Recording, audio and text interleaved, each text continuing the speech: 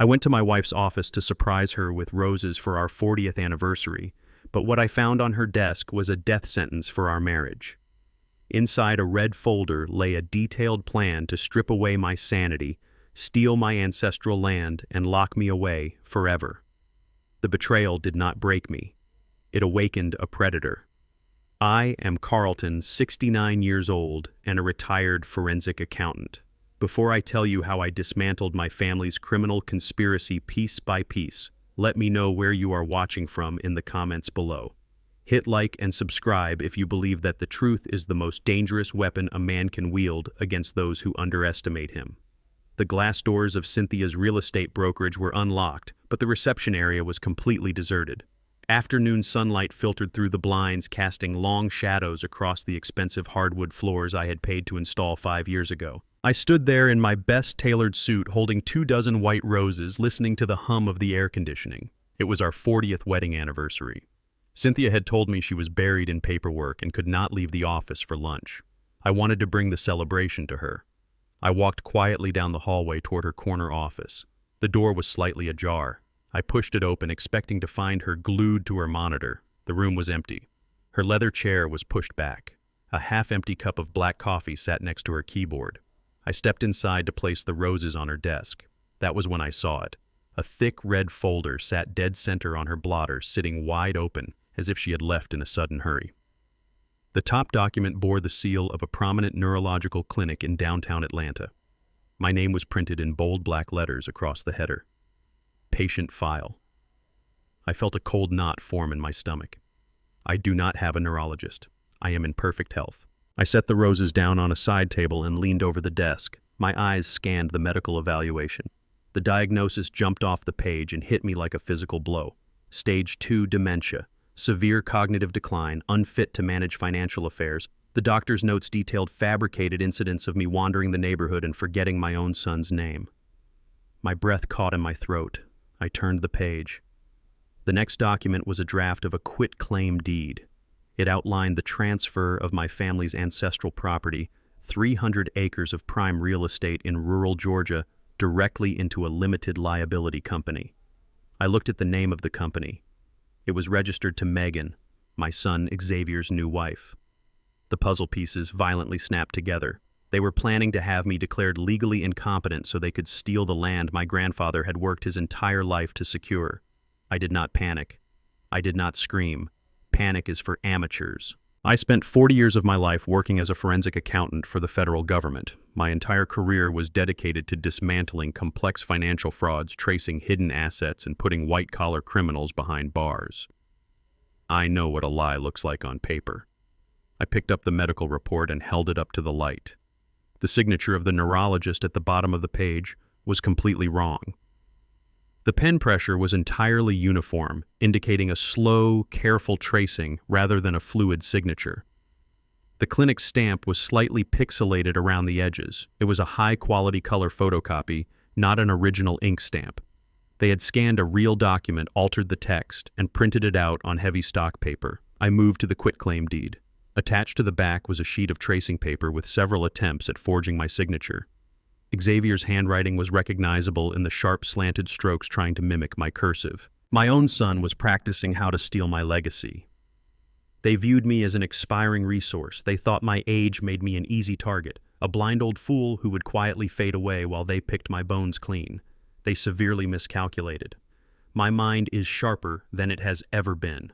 My career taught me that every criminal makes a mistake out of greed. I stared at the paper trail of their treason. The sheer audacity of their plan was matched only by their sloppy execution. They had left the murder weapon sitting right on the desk. I pulled my smartphone from my breast pocket. I did not let my hands shake. I activated the camera and turned off the flash. I carefully photographed every single page in the red folder, ensuring the lighting was even and the text was perfectly legible.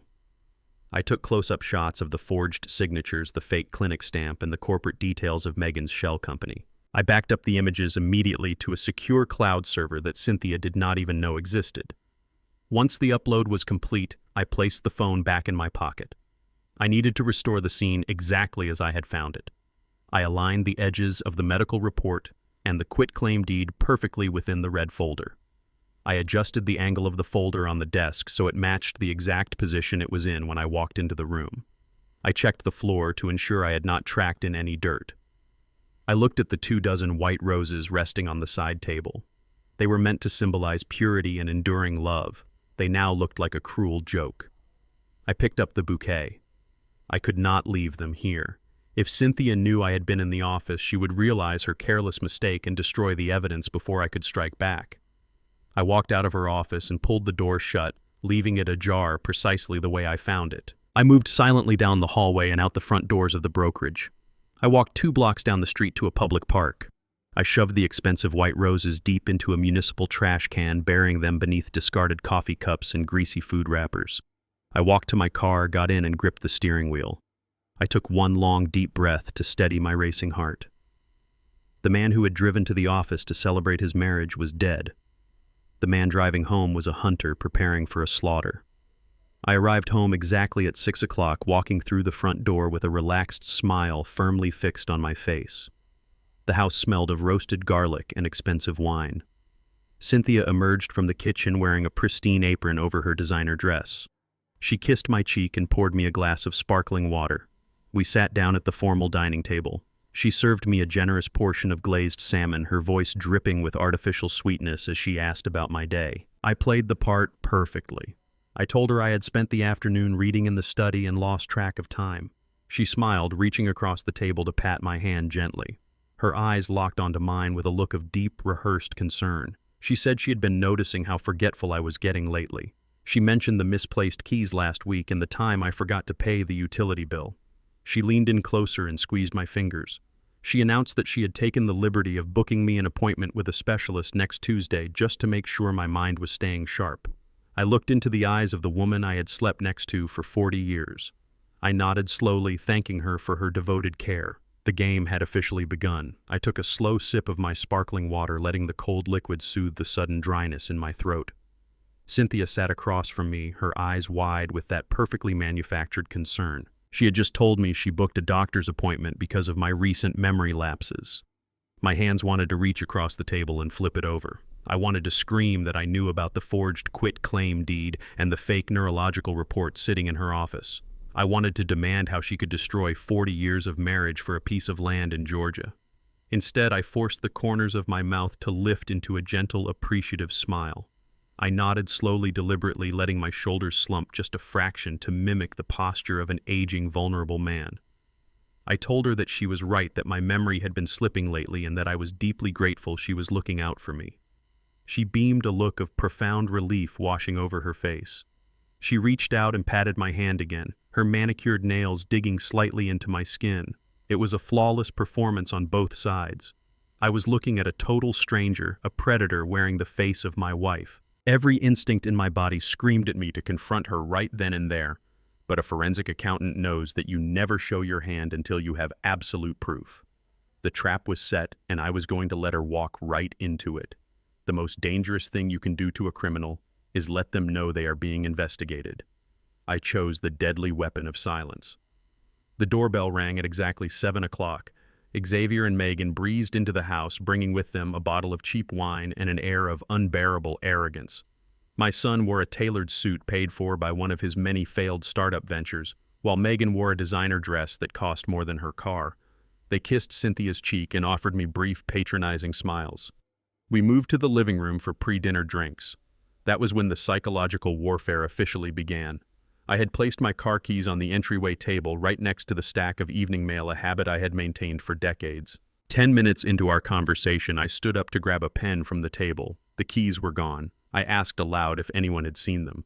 Xavier immediately exchanged a knowing, tragic look with his mother. He stood up and slowly walked over to the armchair I had been sitting in. He reached under the decorative cushion and pulled out the keys with a dramatic sigh. He held them up, shaking his head. He spoke to me in the slow, loud voice one might use with a confused toddler. He told me I had just stuffed them under the cushion and forgotten about them. He asked if I was feeling okay, his eyes gleaming with malicious satisfaction. Megan chimed in, taking a sip of her wine and softly suggesting that maybe I should not be driving anymore for my own safety. I watched them closely. I did not argue. I apologized profusely, rubbing my temples as if I were genuinely confused and frightened. But behind my feigned bewilderment, my mind was recording every micro-expression. I noted the way Megan's foot tapped nervously against the floorboard, a classic sign of adrenaline masking deception. I noticed Xavier avoiding direct eye contact when he lied about the keys, staring instead at my chin. They were not just cruel, they were entirely amateurish. They thought they were orchestrating a masterpiece of manipulation, but to a trained investigator, they were leaving a trail of behavioral evidence a mile wide. The gaslighting continued relentlessly throughout the meal. Xavier casually mentioned a conversation we supposedly had yesterday about selling the house to fund my retirement care, a conversation that absolutely never happened. Cynthia chimed in, corroborating his lie with terrifying ease, detailing the imaginary numbers we had discussed. They were building a narrative of my mental decline brick by brick right in front of me. Every bite of food tasted like ash, but I chewed and swallowed, nodding along to their fabricated stories. I played the part of the fading patriarch perfectly. I let them believe they held all the power. I let them think they were the brilliant architects of my demise.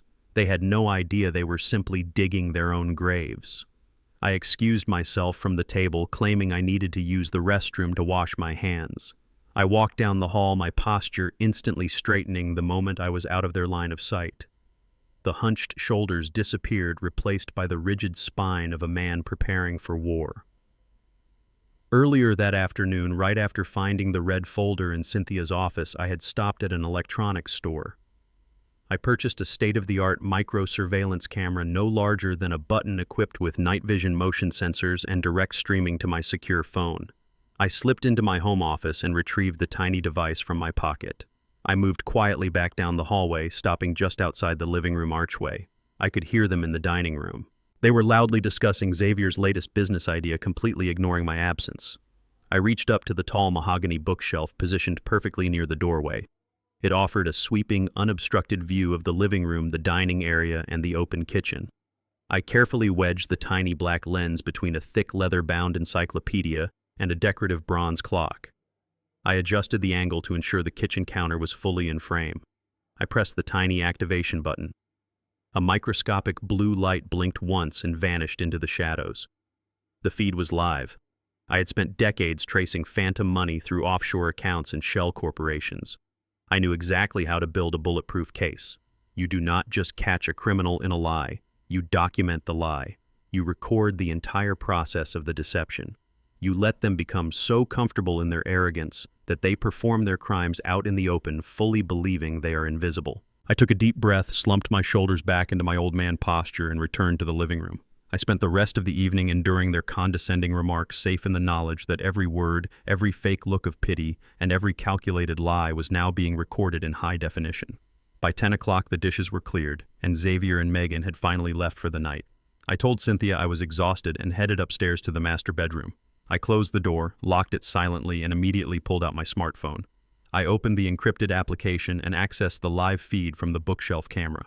The high-definition image filled my screen in crisp detail. I saw Cynthia standing alone in the kitchen, illuminated by the soft glow of the under-cabinet lights. She was preparing our nightly cups of chamomile tea, a ritual we had shared for over 20 years. I watched intently as she checked over her shoulder, ensuring she was entirely alone. She reached into the pocket of her pristine apron and pulled out a small, unmarked plastic bag. She extracted a single white pill. She placed it on the marble counter and used the back of a heavy metal spoon to crush it into a fine powder. She swept the powder directly into my favorite blue ceramic mug. She poured the hot water, stirred it thoroughly until the water turned cloudy, and placed the mug on a silver serving tray. My blood ran completely cold. She was not just trying to steal my ancestral property and lock me in a nursing home. She was actively drugging me to make her lies become a reality. I watched the screen as Cynthia picked up the silver tray and walked out of the kitchen. A few seconds later, my bedroom door creaked open. I quickly turned off my phone screen and slid it under my pillow. She walked in with a soft, affectionate smile, carrying the mug of poison. She handed it to me, whispering that the chamomile would help me sleep deeply through the night. I thanked her, maintaining steady eye contact as I took the warm mug from her hands. I told her I would drink it right after I finished reading the final chapter of my book. She kissed my forehead, her lips cold against my skin, and left the room, pulling the door tightly shut behind her.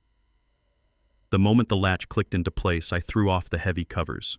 I walked silently across the thick carpet to the large potted ficus plant sitting in the corner of our bedroom. I poured the entire contents of the mug directly into the dark, thirsty soil. I made sure to leave just a few drops at the bottom of the cup for absolute authenticity. I placed the empty mug squarely on my nightstand where she would easily see it. I lay back down in the bed, closed my eyes, and deliberately slowed my breathing.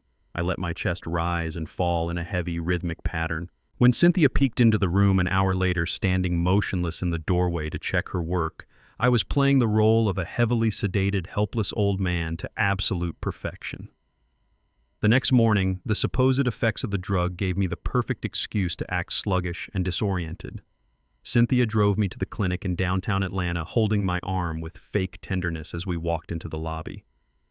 Dr. Miller was a smooth-talking man in his late 40s, sporting a forced smile that never quite reached his cold, calculating eyes. He welcomed us into his polished, high-end office and immediately asked Cynthia to wait outside in the reception area. The moment the heavy oak door closed, I casually reached into my breast pocket and pressed the record button on my digital audio pen. Dr. Miller began the evaluation. It became immediately clear that this was not a legitimate medical exam. It was an aggressive interrogation specifically designed to trap me into sounding incompetent. He asked me to count backward from 100 by sevens, intentionally interrupting me to break my concentration. He asked me to recall a sequence of 5 words he claimed he had told me a few minutes ago, words he had absolutely never spoken. I played along flawlessly. I stumbled over the simple math. I acted highly frustrated and confused. I looked down at the floor, projecting the tragic image of a man whose mind was rapidly slipping away into the darkness. But while my posture was defeated, my eyes were actively scanning every single detail of him in his office. That was when I noticed his left wrist resting on the desk. He was wearing a platinum Patek Philippe watch. A forensic accountant is trained to notice wealth, but more importantly, we are trained to spot the desperate, crumbling illusion of wealth. The edges of his crisp white medical coat were slightly frayed at the cuffs. The soles of his expensive leather shoes were worn completely thin at the edges. A man making a legitimate stable doctor's salary does not wear a watch worth $100,000 while neglecting basic everyday wardrobe maintenance. He only does that if he is drowning in debt to maintain a fabricated lifestyle. He was living entirely on credit, stretching his finances to the absolute breaking point. Miller finally wrapped up the session, scribbling notes onto his pad with a heavy, dramatic hand. He spoke to me in a sickeningly patronizing tone, telling me not to worry about a thing and that he would discuss a comprehensive long-term care plan directly with my wife. I thanked him with a perfectly trembling voice, stood up slowly, and shuffled my feet as I walked out of the office. I had given him exactly what he wanted, a documented performance of severe cognitive decline. But I walked out of that building with a pristine, high-definition audio recording of a licensed medical professional deliberately administering a fraudulent evaluation to steal an old man's freedom. Cynthia dropped me off at home shortly after claiming she had an urgent client meeting and needed to rush back to her brokerage. The house was completely empty. I dropped the sluggish act the second her car pulled out of the driveway. I walked straight to my secure study on the second floor and locked the heavy wooden door. I booted up my fully encrypted laptop. I did not need a police search warrant to find the truth. The internet leaves a permanent, undeniable financial footprint if you know exactly where to look. I ran Dr. Miller's full legal name through public tax records, property deeds, and civil court filings across 3 different counties. Within 45 minutes, I had completely mapped out his miserable financial existence. The picture was even more pathetic than I had initially suspected. Miller was practically bankrupt. He was drowning in 2 separate massive alimony payments, his private practice was hemorrhaging money, and he had a mountain of maxed-out credit card debt. But the golden thread connecting him directly to my wife was cleverly hidden inside a commercial real estate lease agreement. Miller's lavish clinic space was leased through a corporate property management firm. I traced the shell company back to its primary owner. It was Cynthia. He was currently 6 months behind on his commercial rent, owing her firm nearly $100,000. The arrangement was terrifyingly clear and brutally simple. Cynthia was forgiving his massive financial debt in exchange for a fabricated medical diagnosis that would allow her to seize total legal control of my entire estate. They were openly conspiring to commit systemic medical fraud and aggravated elder abuse. I systematically downloaded the commercial lease agreements, the official default notices, and the state tax liens. I organized every single document into a secure, heavily encrypted folder, right alongside the audio recording from my pen and the high-definition video of Cynthia drugging my tea. The undeniable evidence against them was compounding rapidly by the hour. They were arrogantly handing me the rope to hang them with piece by piece, document by document. I was deep into cross-referencing Cynthia's personal bank statements when a violent, explosive pounding echoed through the silent house. I glanced at the clock. It was just past midnight. I immediately closed my laptop, securing the files, and moved quietly down the darkened stairs. The banging on the heavy oak front door was frantic, entirely lacking the polite rhythm of a normal visitor. It sounded like pure, unadulterated panic. I unlocked the deadbolt and pulled the door open. Xavier and Megan practically fell forward into the hallway. They were both sweating profusely despite the cool night air, their eyes wide with genuine, unfiltered terror. Xavier quickly slammed the front door shut behind him and threw the deadbolt. He grabbed me tightly by the shoulders, his hands shaking violently against my robe. He did not bother with the condescending, arrogant tone he had used at the dinner table the night before. His voice cracked sharply as he spoke. He told me his latest tech business venture had completely collapsed and he had secretly borrowed a massive amount of money from some extremely dangerous people to cover his hidden losses. He looked me dead in the eye, his face pale and slick with sweat, and said they needed exactly $50,000 by tomorrow morning. He gripped my arms tighter and said if they did not get the cash immediately, the men were going to brutally kill them both. Xavier tightened his grip on my arms. His fingers dug deeply into the fabric of my bathrobe. The panic on his face was manufactured to absolute perfection. He panted heavily, blowing the smell of cheap alcohol and cold sweat into the stifling air of the living room. Megan stood right behind him, her hands covering her tear-streaked face. She sobbed continuously, repeating her carefully rehearsed lines. She screamed that the loan sharks already knew our home address. She insisted that they would not hesitate to use brutal violence if they did not receive exactly $50,000 in cash before 8 o'clock tomorrow morning. Xavier dropped to one knee on the hardwood floor. He looked up at me with bloodshot eyes, begging me to save his life. He swore this was the last mistake of his life and that he would work tirelessly to pay back every single cent. The silence in the room was suffocating, broken only by Megan's dramatic cries and my son's rapid breathing. They were intentionally backing me into the most ruthless psychological corner imaginable. If I refused to help, they would immediately use that as evidence in court. They would claim I was a heartless, senile father completely incapable of recognizing a life-threatening danger to my own flesh and blood. If I immediately wrote a check, they would submit that evidence to the judge instead. They would argue that I was easily manipulated and recklessly spending money due to cognitive decline. They thought they had set an inescapable trap for a weak old man. I looked down at Xavier's face, twisted in feigned terror. Through the eyes of a former forensic accountant, I could read this entire performance as clearly as a balance sheet. There were no loan sharks or underworld gangsters here. No dangerous criminal syndicate lends untraceable money to a serial failed entrepreneur without solid collateral. This was entirely a psychological pressure test orchestrated by Cynthia, Xavier, and Megan. They wanted to push me past my breaking point to see how I would react. They desperately craved that $50,000 to inject into Megan's shell company. Simultaneously, they wanted to turn this transaction into a permanent stain on my financial competency record. I maintained a slow, deliberate breathing pattern. I pretended to be a frail old man trembling from an overwhelming shock. I nodded weakly, raising a hand to my chest as if a heart attack were imminent. I whispered to Xavier that I would never let anyone hurt him. I told him to let go of my arms so I could retrieve my laptop. As I turned to walk up the stairs, my investigator brain immediately switched into attack mode. I was going to give them exactly the amount they requested. However, I would never use a standard checking account. In the professional financial world, money never truly disappears. It only leaves an indelible trail. I decided to use a special escrow account I had secretly established years ago at a private bank. This account was not designed for standard civilian transactions. It was permanently tethered to the active monitoring algorithms of the Federal Bank Secrecy Act. Any funds transferred from this account into a newly formed limited liability company with no clear operational history would be instantly red flagged by artificial intelligence. I knew exactly what Megan would do with this money. Her bottomless greed would blind her. She would never withdraw it as cash. She would wire it straight from her personal account into her corporate shell account. She would do this to wash the origins, hoping to legitimize it as real estate revenue. She had no idea that her foolish action would immediately trigger a suspicious activity report. That report would be encrypted and sent directly to the Financial Crimes Enforcement Network of the United States Treasury. By accepting this money, they were voluntarily placing their own necks into the federal noose of wire fraud and money laundering. I walked back downstairs carrying my laptop. I intentionally let my hands shake violently as I placed it on the glass coffee table. Megan instantly stopped crying. Her eyes were glued to the glowing screen. Xavier stood closely behind me. He breathed hot air onto my neck, trying to monitor every single keystroke. I logged into the banking portal. I slowly typed in each number. I deliberately entered my password incorrectly once to reinforce the image of a man suffering from severe memory loss.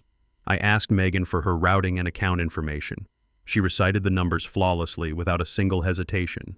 That proved she had thoroughly memorized them well in advance. I set up an expedited wire transfer for exactly $50,000.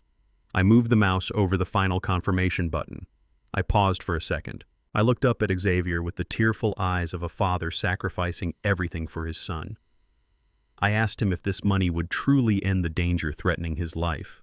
He nodded enthusiastically. He made empty promises using the most falsely sincere voice he could muster. I clicked the button.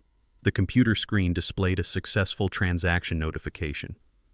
Almost instantly, the atmosphere in the living room completely shifted. The extreme panic radiating from Xavier and Megan evaporated without a trace. The tears on Megan's face dried in the blink of an eye. She looked down at me.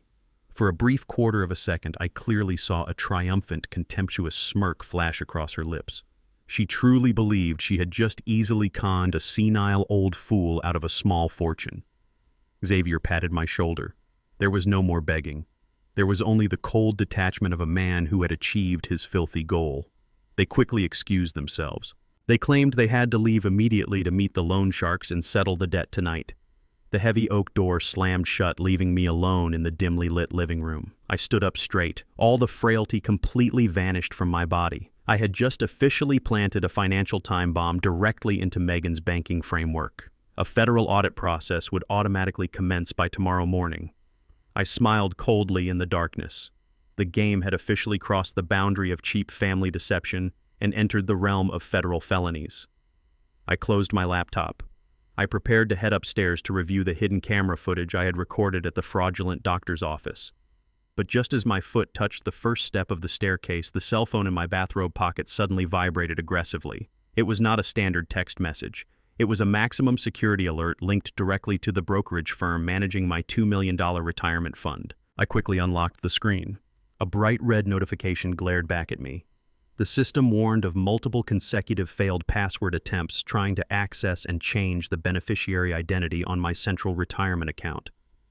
The intelligent security firewall had immediately recorded and traced the IP address of the device attempting this cyber attack.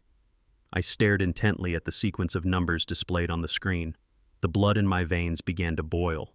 That specific IP address perfectly matched the internet network at Cynthia's real estate office. While Xavier and Megan were acting out their theatrical play to siphon my cash at home, my wife of 40 years was sitting in her office in the dead of night. She was actively trying to break through my digital locks to steal my entire life savings.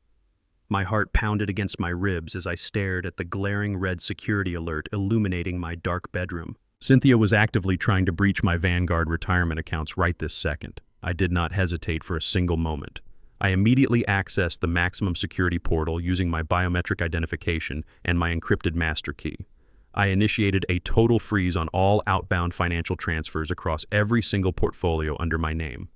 I rotated every security credential, wiped all authorized devices, and enabled a strict biometric-only access protocol.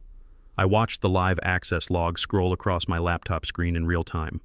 I saw 3 more desperate, frantic attempts originating from her office IP address, followed instantly by a final permanent lockout notification. Her cyber attack had completely failed. She was locked out of my $2 million life savings, left sitting alone in her dark office with absolutely nothing to show for her treacherous efforts. I closed the laptop slowly, a cold and heavy sense of satisfaction settling deeply over me. The war had officially escalated beyond our household walls, and it was now time for me to secure the physical battlefield. The next morning, I packed a small travel bag with deliberate precision. I walked downstairs into the kitchen where Cynthia was aggressively stirring her coffee. She looked exhausted, her eyes ringed with dark circles from her failed midnight hacking attempt. I kept my voice soft and slightly trembling. I told her I was taking a short weekend flight to Georgia to visit my grandfather's grave. I played the part of a highly sentimental aging man desperately needing a connection to his past as his mind supposedly slipped away. She barely looked up from her tablet, dismissing my trip with a careless wave of her hand and a fake tight-lipped smile. 2 hours later, I was seated on a direct flight to Atlanta, leaving the toxic atmosphere of my home far behind. Upon landing, I rented an unmarked black sedan and drove straight to my family's ancestral property located in the rural outskirts of the state. I parked my vehicle half a mile away on a hidden dirt road and walked silently through the dense, familiar woods. As I crested the final grassy hill overlooking the valley, the horrifying reality of their unhinged greed hit me like a physical blow. A massive yellow excavator was aggressively tearing through the rich topsoil, violently uprooting ancient oak trees that had stood proudly on my family's land for over a century. A large commercial construction trailer sat anchored near the property line, bearing the bold logo of a contracting company owned entirely by Megan's older brother. They had not even waited for their fraudulent quitclaim deed to be officially processed by the county clerk. They were so utterly confident in their twisted plan to declare me legally incompetent that they were already preparing my grandfather's sacred land for a massive multi-million-dollar commercial subdivision. I stood perfectly hidden in the thick tree line, watching the heavy machinery desecrate my family heritage. I did not shout in anger. I did not run down the hill to stop them. A forensic accountant does not stop a massive crime in progress if letting the crime continue guarantees a significantly longer federal prison sentence for the perpetrators. I pulled out my secure smartphone and recorded a continuous high-definition video of the illegal construction site. I clearly captured the company logos, the license plates of the commercial trucks, and the faces of the equipment operators tearing up the earth. I secured the video, turned around, and walked back to my car in absolute deadly silence. I drove directly back into the bustling heart of the city to a highly discreet, heavily guarded office building. Howard Kaplan, my personal attorney and oldest confidant, was waiting patiently for me in his private suite. Howard is a legal shark who specializes in aggressive asset protection and corporate warfare. I placed my laptop on his polished mahogany desk and systematically showed him everything. I displayed the high-resolution photos of the forged medical report, the fake quitclaim deed, the damning audio recordings of the corrupt doctor, and the fresh video of the excavators illegally destroying my land. Howard did not say a single word until he had meticulously reviewed every single piece of digital evidence. When he finally looked up, his eyes were cold, sharp, and entirely devoid of mercy. We immediately activated the ultimate legal weapon. 20 years ago, long before Xavier ever met Megan, I had placed the entire Georgia property into a highly classified, irrevocable trust. I am not the legal owner of that land. The federal trust is the sole proprietor. My signature on any property transfer document is legally meaningless and entirely void. By forging my name and transmitting that fraudulent deed across state lines using electronic networks, they were actively committing federal wire fraud.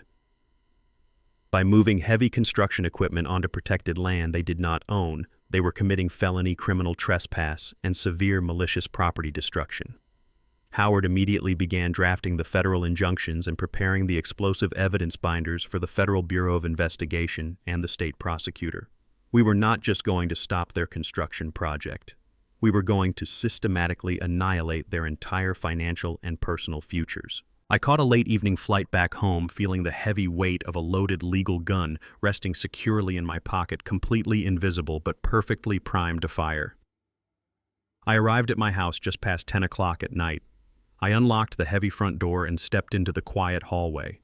My large leather suitcase, the expensive one I always used for extended vacations, was sitting violently overturned in the dead center of the foyer floor. All of my winter coats, heavy boots, and personal belongings had been carelessly thrown out of the hall closet and scattered across the hardwood. I walked slowly into the living room. Xavier and Megan were sitting comfortably on my couch, completely surrounded by massive cardboard moving boxes and packing tape. Megan looked at me with a sickeningly sweet, triumphant smile, holding a large glass of my most expensive vintage wine. Xavier stood up immediately, crossing his arms tightly over his chest. He looked me dead in the eye and announced that given my rapidly deteriorating mental condition, they had decided it was no longer safe for me to live alone with Cynthia. He told me they were officially moving in tonight. I stood frozen in the center of my living room, staring at my expensive leather suitcase lying violently overturned on the hardwood floor. My winter coats, heavy boots, and personal belongings had been carelessly thrown out of the hall closet and scattered across the beautiful rugs. Xavier stood with his arms crossed over his chest, his eyes full of arrogant defiance. He had just declared that they were moving in permanently because I was supposedly no longer competent to care for myself. A sudden surge of pure, unadulterated rage ignited deep in my chest. I wanted to grab him by the collar, drag him to the front door, and throw him out of my house. I wanted to scream that I knew exactly what he and his treacherous wife were planning. But I immediately forced the anger down, burying it deep beneath a mask of confusion. An explosive argument right now would only serve their pathetic theatrical performance. They were desperately searching for an excuse to call the police, hoping to report that I was becoming erratic and dangerously violent due to my fabricated dementia. I could not hand them that legal weapon. I let my shoulders slump forward, projecting the exhausted, defeated posture of a broken old man losing his grip on reality. I nodded slowly without saying a single word, quietly bending down to pick up my scattered coats with trembling hands. I carried my belongings back to the closet, pretending to completely surrender to their cruel arrangement. As I turned my back and slowly climbed the stairs to my bedroom, I could hear Megan's victorious giggle echoing from the living room. They thought they had successfully conquered the fortress. They had no idea they had just locked themselves in a cage with an apex predator. Their invasive presence instantly turned my peaceful home into a suffocating living hell. The very next morning, Megan began aggressively searching the house under the guise of being a helpful, caring daughter-in-law. She casually ripped open the drawers in my private study, rifling through decades of old tax returns, banking files, and investment portfolios. She claimed she was just helping me clean and organize the overwhelming clutter, speaking to me in that sickeningly sweet, patronizing tone she reserved for children. But I knew exactly what she was desperately looking for. She wanted the original physical deed to the Georgia property to complete her fraudulent paperwork and solidify her theft. I watched her tear through my personal history, maintaining my blank, confused stare while internally cataloging every single boundary she crossed. Meanwhile, Xavier took it upon himself to assert physical dominance over the property. He changed all the digital security access codes for the front door, the back patio, and the garage. He deliberately did not give me the new combinations. He used the pathetic excuse that I might wander outside in the middle of the night, get lost, and freeze to death. They were systematically stripping away my most basic human freedoms inside the very home I had paid off decades ago. Cynthia completely ignored the psychological torture happening right in front of her face. She left the house early in the morning and only returned late at night, leaving the young couple completely free to mentally abuse me with their cheap daily games. But their overwhelming arrogance led them to make one fatal, catastrophic mistake. They treated me like a harmless, invisible ghost. Because they genuinely believed my brain was rotting away, they brought all of their corporate business records directly into my home. Xavier began using my home address to register commercial documents for his failing startup. He essentially turned my formal dining room into his temporary corporate headquarters, taking loud conference calls and receiving massive shipments of inventory boxes. He had absolutely no idea that our exclusive gated community had incredibly strict homeowner association rules. The bylaws explicitly and aggressively forbade the operation of any commercial businesses from residential properties, carrying massive financial penalties for any violations. I retreated to my bedroom and pulled out my heavily encrypted forensic laptop. I used a secure virtual private network to ensure my digital footprint remained absolutely anonymous. I drafted a meticulously detailed, highly professional complaint. I attached time-stamped, high-definition photographs of Xavier's commercial delivery boxes blocking the public sidewalk. I included clear audio recordings of his loud, profanity-laced corporate conference calls echoing through the open windows. I sent that undeniable evidence directly to the Homeowner Association Board of Directors. I did not need to confront him myself. I weaponized the rigid, unforgiving rules of my own neighborhood to strike the first devastating blow. Exactly 2 days later, my anonymous counterattack landed perfectly. A stern, uncompromising homeowner association inspector knocked aggressively on my front door just after breakfast. He bypassed me completely, demanding to speak directly with Xavier. The inspector immediately handed my son a formal citation for $2,000. He clearly and loudly warned that if Xavier did not remove all illegal commercial operations from the premises within 48 hours, the daily fines would automatically double and the association would initiate immediate legal litigation to seize the property. Xavier panicked completely. His fabricated confident persona shattered in an instant. He started shouting and arguing frantically with the inspector right on the front porch, waving his arms in the air and demanding to know who reported him. Megan heard the loud commotion and ran outside to intervene, her voice shrill and highly defensive. Their attention was entirely focused on the massive financial crisis unfolding outside the front door. This was the exact golden window of opportunity I had been patiently waiting for. I dropped my frail old man posture instantly. I slipped silently out of the hallway and moved rapidly into the guest bedroom they had selfishly taken over. Megan's expensive laptop was sitting wide open on the unmade bed, the screen brightly illuminated and fully unlocked. I reached into my pocket and pulled out a tiny pre-programmed USB drive. It contained a piece of custom data extraction malware I had coded myself during my years hunting corporate embezzlers. I plugged it directly into her computer. The malicious software immediately activated in the background without triggering any visual warnings. It silently and rapidly cloned her entire email history, downloaded files, financial spreadsheets, and hidden hard drive directories. I stood completely still, watching the tiny status light blink rapidly, counting the seconds in my head while listening to the argument outside. The entire extraction process took exactly 1 minute and 45 seconds. The second the status bar confirmed a complete data transfer, I pulled the USB drive, automatically wiped the access logs, and slipped out of the room. I was back in the kitchen, slowly pouring a cup of coffee with trembling hands, just seconds before Megan stormed back inside, her face red with absolute fury from the argument outside. I walked slowly back to my locked study, carrying my coffee cup. The moment the heavy door clicked shut, I dropped the act completely. I sat down at my desk and immediately plugged the stolen USB drive into my secure system. I deployed a rapid keyword filtering algorithm, commanding the software to scan the massive volume of stolen data for anything related to the Georgia property. Within seconds, a heavily encrypted email chain appeared on my screen. I cracked the basic password and clicked on the most recent PDF attachment. A fully executed commercial real estate purchase agreement stared back at me. The buyer was a massive, highly aggressive commercial development firm based in Atlanta. The official purchase price was listed clearly at $4.5 million. But the staggering amount of money was not what made the blood freeze in my veins. Sitting proudly on the final page of the contract, right below the transfer of ownership declaration, was my own handwritten signature. It had been flawlessly copied and forged, complete with a fraudulent state notary stamp. They were not just preparing to steal my land in the future. They had already officially sold my family's entire legacy. I stared at the forged signature on the screen, letting the reality of their crime wash over me. The initial wave of shock quickly hardened into an icy, impenetrable resolve. They had actually done it. They had executed a fraudulent commercial real estate contract using my name. This was no longer just a greedy family dispute over an inheritance. This was aggravated identity theft and felony forgery on a multi-million-dollar scale. The fake notary stamp pressed next to my copied signature was the final nail in their legal coffin. They were so blinded by the promise of $4.5 million that they completely ignored the catastrophic legal consequences of their actions. I carefully saved the encrypted file and backed it up to my secure cloud server.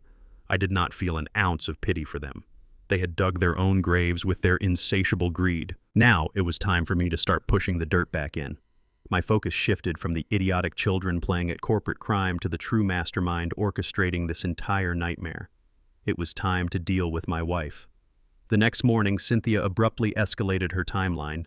She realized that the fake medical evaluation was not enough to instantly hand her the legal control she desperately needed to finalize the Georgia land sale. She needed a medical power of attorney signed and witnessed immediately. To manufacture the urgency, she began a calculated, highly public smear campaign against me right in our own front yard. I stood by the living room window and watched her lean over the white picket fence, sobbing hysterically to our longtime neighbor, Mrs. Gable. Cynthia dramatically wiped away fake tears, claiming that I had become aggressive and dangerously unpredictable during the night. She lied through her teeth, telling the neighborhood that she feared for her physical safety and desperately needed the legal authority to place me in a secure memory care facility before I hurt someone. Mrs. Gable patted Cynthia's shoulder sympathetically, completely buying into the tragic performance of the devoted, suffering wife. I turned away from the window, feeling a sickening wave of disgust. Cynthia came back inside an hour later, slamming a thick stack of legal documents onto the kitchen counter. She shoved a pen toward me and demanded I sign the medical power of attorney right then and there. I played the bewildered, frightened old man. I told her my hands were shaking too badly to hold the pen and begged her to let me rest until tomorrow. She rolled her eyes, grabbed the papers, and hissed that I was running out of time. She had no idea how right she was. The moment she left for her brokerage, I returned to my locked study. I had already gathered the evidence of her bribing the corrupt doctor, but I needed to completely destroy her professional foundation. I dove deep into her real estate firm's public financial filings, cross-referencing them with the private banking statements I had secured earlier. It did not take long for a forensic accountant to find the rotting core of her business. Cynthia had been illegally commingling her clients' earnest money deposits with her personal operating accounts to fund her lavish lifestyle and cover Xavier's massive business debts. It is one of the most severe, unforgivable violations a licensed broker can commit. I systematically compiled every manipulated ledger, every illegal wire transfer, and every forged bank reconciliation. I organized the explosive evidence into a highly detailed, undeniable digital dossier. I drafted a formal anonymous complaint outlining exactly how she was defrauding her clients and violating state financial regulations. I attached the mountain of irrefutable proof. I pressed send, routing the encrypted package directly to the primary investigative division of the State Real Estate Commission. The fuse was officially lit. I did not stay at the house to wait for the fallout. I wanted a front row seat to her professional execution. I drove downtown and parked 2 blocks away from Cynthia's high-end real estate brokerage. I walked into a small, unassuming coffee shop situated directly across the street from her office building. I ordered a black coffee, took a seat by the large front window, and simply waited. The State Real Estate Commission does not play games when it receives concrete proof of massive financial commingling. Less than 2 hours later, 3 unmarked black vehicles pulled up aggressively to the curb right in front of her building. 4 severe-looking state investigators stepped out, accompanied by 2 uniformed local police officers. They did not knock politely. They marched straight through the glass front doors with the focused intensity of a tactical strike team. I took a slow sip of my coffee, watching the chaos unfold through the large pane of glass. Within minutes, I could see panicked employees being ushered out of the building, clutching their personal belongings. Then the investigators began taping official bright orange notices across the inside of the floor-to-ceiling windows. They were formal cease and desist orders suspending the firm's operating license effective immediately. They were locking down the entire premises to seize the servers and secure the physical financial records. Cynthia was trapped inside, completely surrounded by federal and state authorities demanding answers for the massive holes in her escrow accounts. Her pristine, carefully constructed image of a successful, wealthy business owner was being violently ripped to shreds in broad daylight. She was losing her license, her reputation, and her primary source of fraudulent income, all at the exact same time. I finished my coffee, stood up, and walked out of the shop.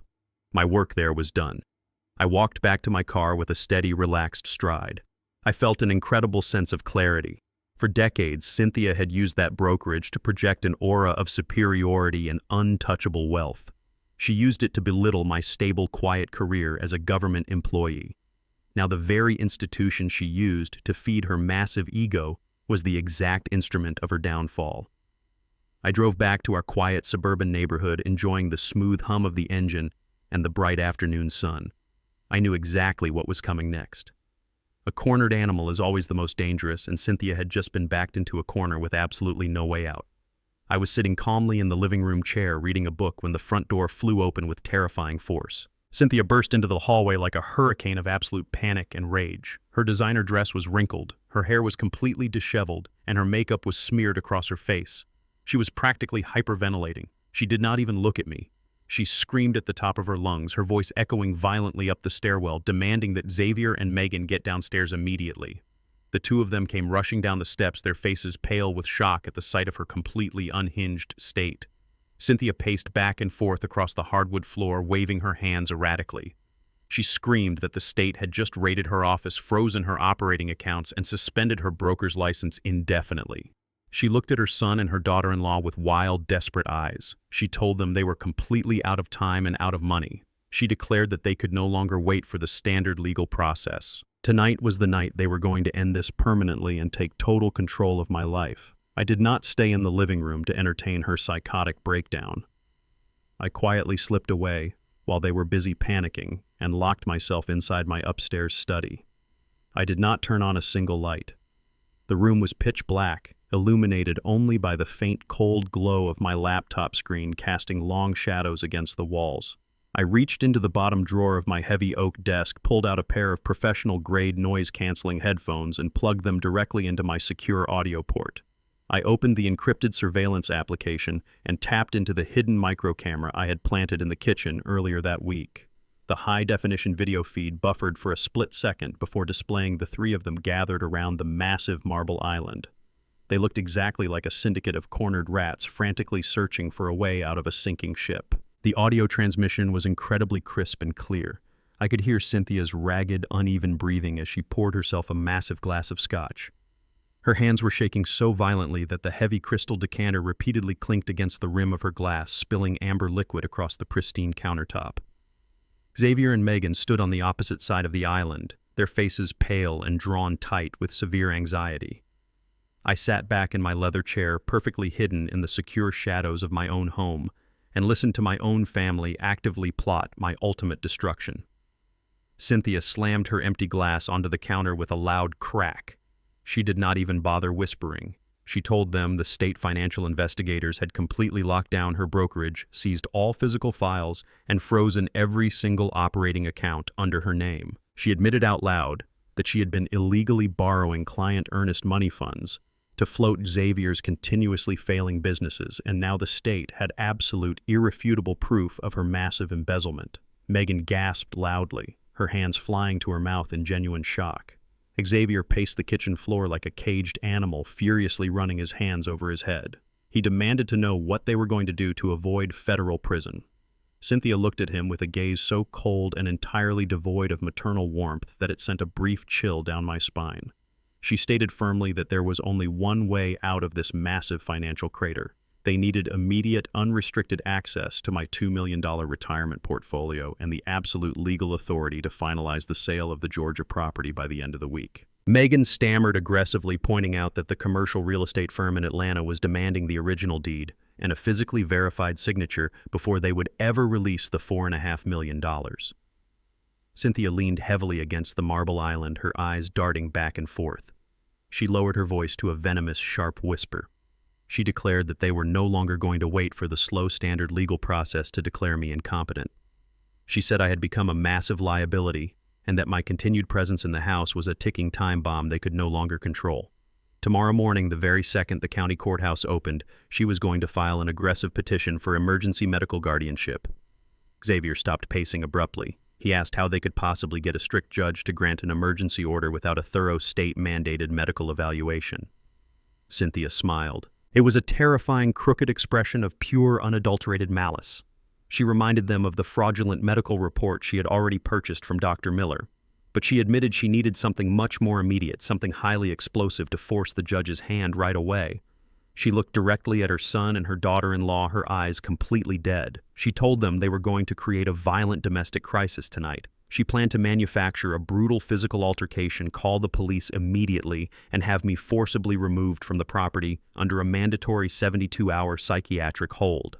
Once I was locked inside a state mental ward, heavily medicated and completely isolated from the outside world, she would have absolute uncontested control over my entire life and every single penny I had ever earned. I listened to them finalize the horrific details of my forced institutionalization. They were cold, calculating, and entirely devoid of basic human empathy. They were discussing my permanent confinement as casually as one might discuss taking out the weekly garbage. I calmly removed my headphones and placed them gently on the wooden desk. My heart rate remained exceptionally slow and steady.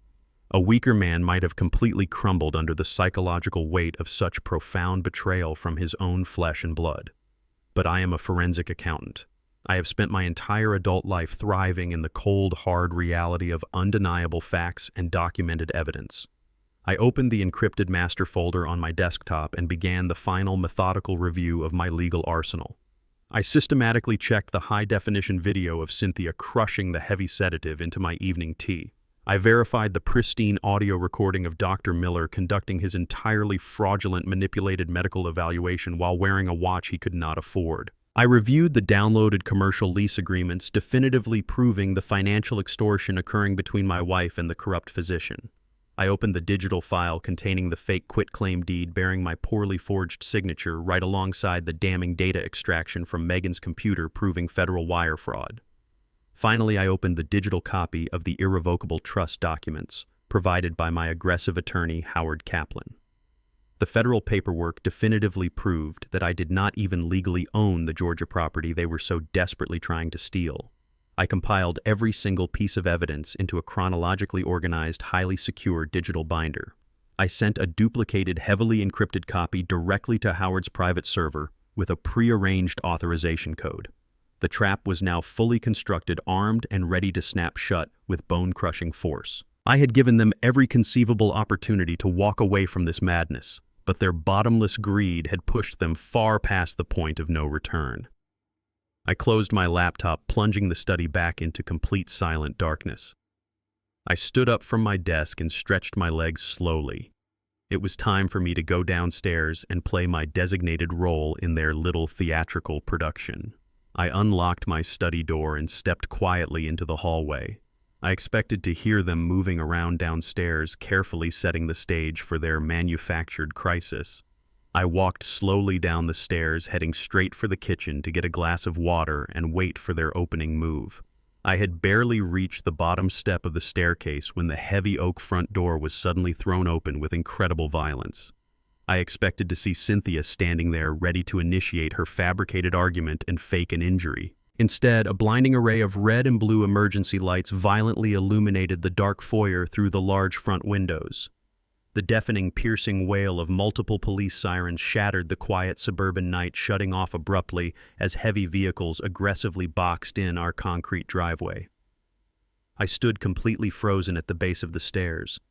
I had miscalculated her desperate timeline. She had not waited for me to come downstairs to start an argument. She had already executed the final phase of her plan while I was reviewing the files. 2 heavy police patrol vehicles were parked horizontally across my front lawn, their high beams shining directly into my house. Cynthia came sprinting out of the kitchen, her blouse intentionally torn at the collar and her face bearing fresh, self-inflicted scratch marks.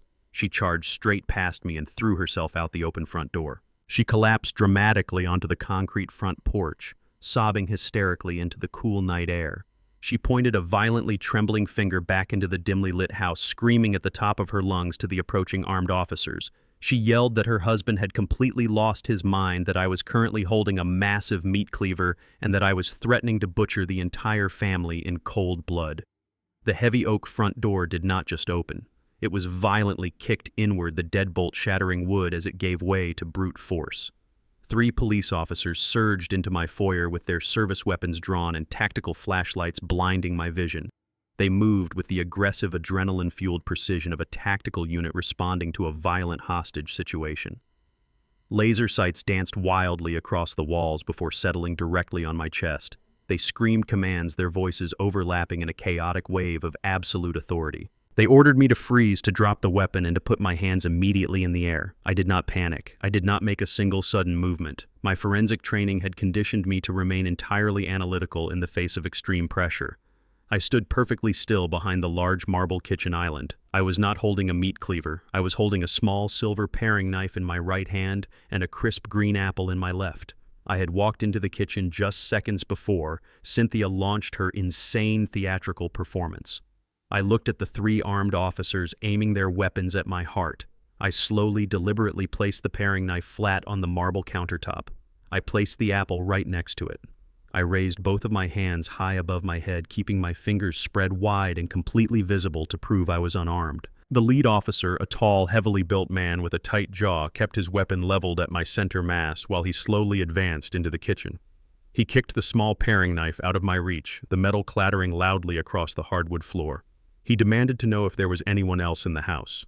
I looked him dead in the eye. I did not stutter. I did not tremble. I dropped the frail, confused old man persona entirely.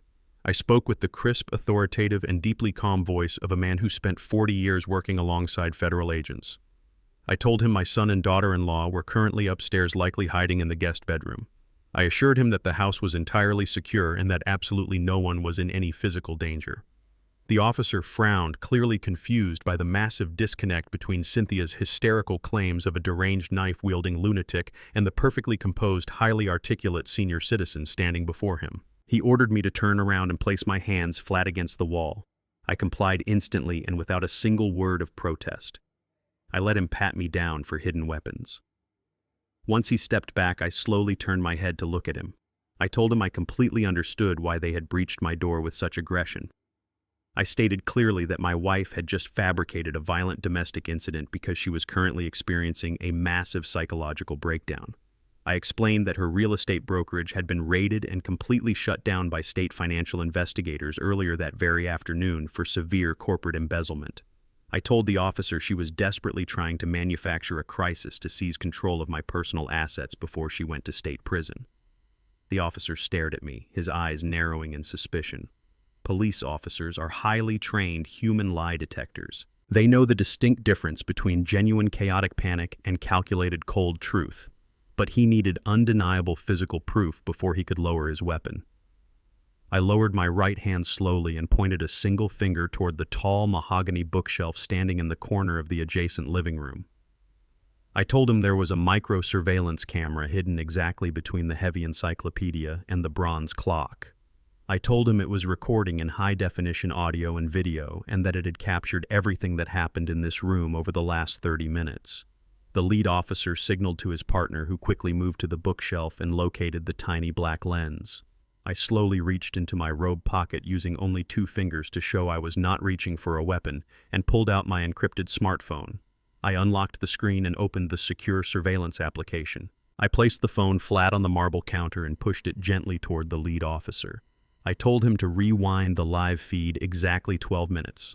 The officer kept one hand resting firmly on his holster while he leaned over the bright screen. His partner stepped closer to watch.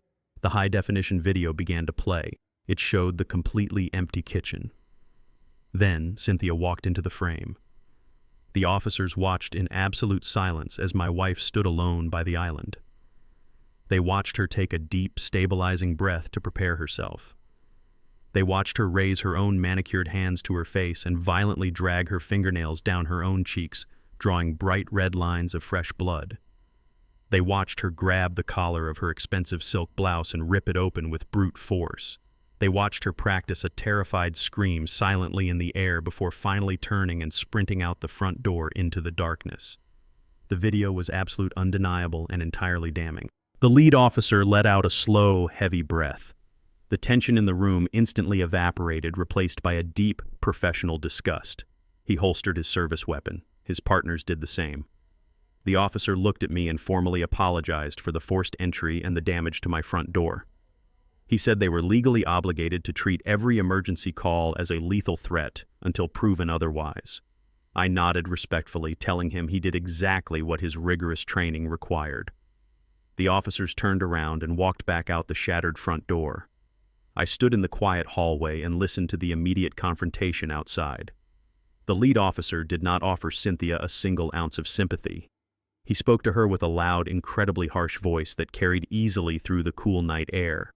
He told her they had just watched the security footage of her mutilating her own face. He informed her that filing a false police report to manufacture a violent domestic charge is a severe criminal offense punishable by jail time. He told her the only reason she was not leaving in the back of a squad car tonight was because her husband had graciously declined to press immediate charges. He ordered her to stay away from the emergency dispatch lines and warned her that if they were called to this address again under false pretenses, she would be the one wearing handcuffs. The heavy patrol vehicles backed slowly out of my driveway. The flashing red and blue lights disappeared down the quiet suburban street, plunging my house back into the dark. Cynthia walked slowly back through the broken front door frame. Her face was incredibly pale, streaked with dried blood and completely ruined makeup. Xavier and Megan finally crept down the wooden stairs, staring at the shattered door and the police tire tracks on the lawn in absolute shock. Cynthia looked at me standing perfectly still in the dead center of the hallway. The horrifying realization hit her like a massive freight train. She realized I was the one who had planted the camera. She realized her entire master plan had just been effortlessly destroyed by the very man she thought was losing his mind. A guttural scream of pure animalistic rage ripped from her throat. She lunged forward with surprising speed, raising her hands to strike my face. She expected me to cower. She expected the frail, confused old man to fall backward in fear. She was entirely wrong. I stepped directly into her attack and caught both of her wrists mid-air. My grip was like a steel vise. I twisted her arms down, forcing her to stop dead in her tracks. Xavier yelled my name and rushed forward to intervene, but I locked eyes with him, projecting a terrifying silent threat that froze him instantly in place. I looked back at my wife. The pathetic, vulnerable mask was completely gone. The old, confused man was entirely dead. I leaned in close to her bleeding face and spoke in a low, vibrating whisper that echoed through the silent house. I told her the childish game was officially over.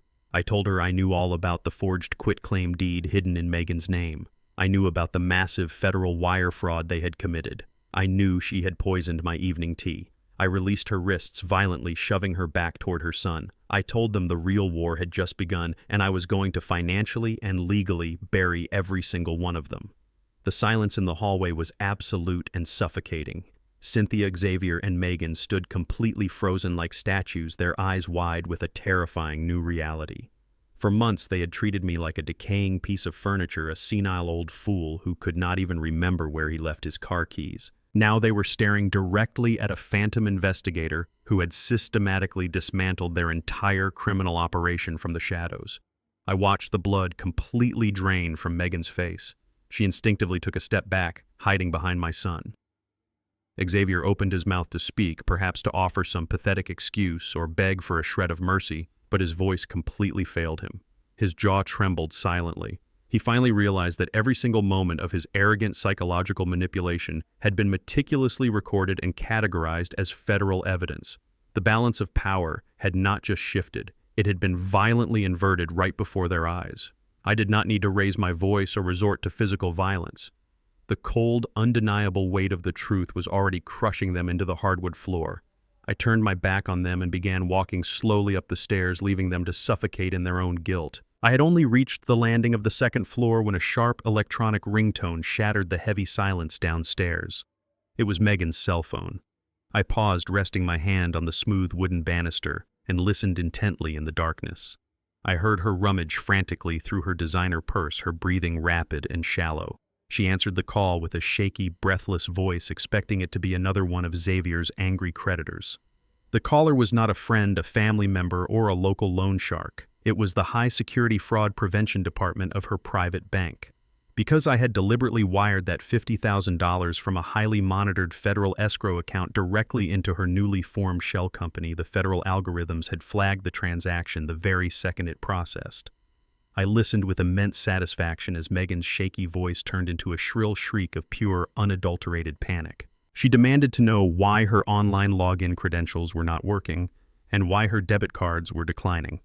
A few seconds later, she dropped her phone onto the floor. It landed with a loud, sharp crack. She grabbed her hair with both hands and screamed that her entire corporate bank account had been permanently frozen by the Internal Revenue Service.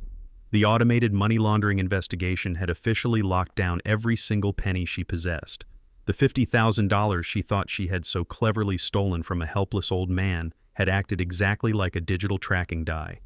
It had infected her entire financial network, triggering a massive federal freeze that completely paralyzed her shell company and her personal assets. She sobbed uncontrollably, dropping to her knees on the floor. She confessed to Xavier that the bank representative informed her she was now under active, ongoing investigation by the Financial Crimes Enforcement Network. Her bottomless greed had completely blinded her to the basic fundamental rules of financial security.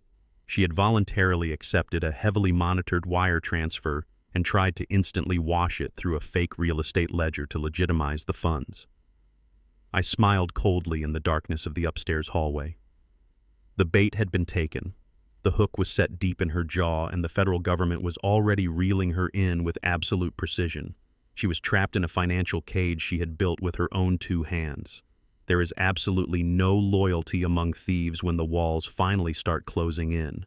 The fragile, toxic alliance between my wife, my son, and his wife instantly shattered into a million jagged pieces right in my foyer. Xavier did not rush to the floor to comfort his sobbing wife.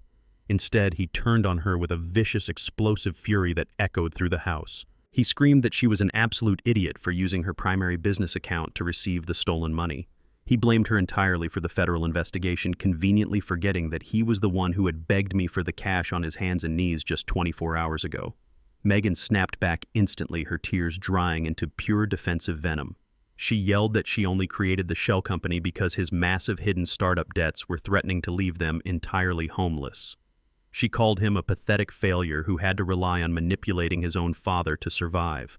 The two of them stood there viciously tearing each other apart with brutal insults, while Cynthia leaned heavily against the wall, hyperventilating.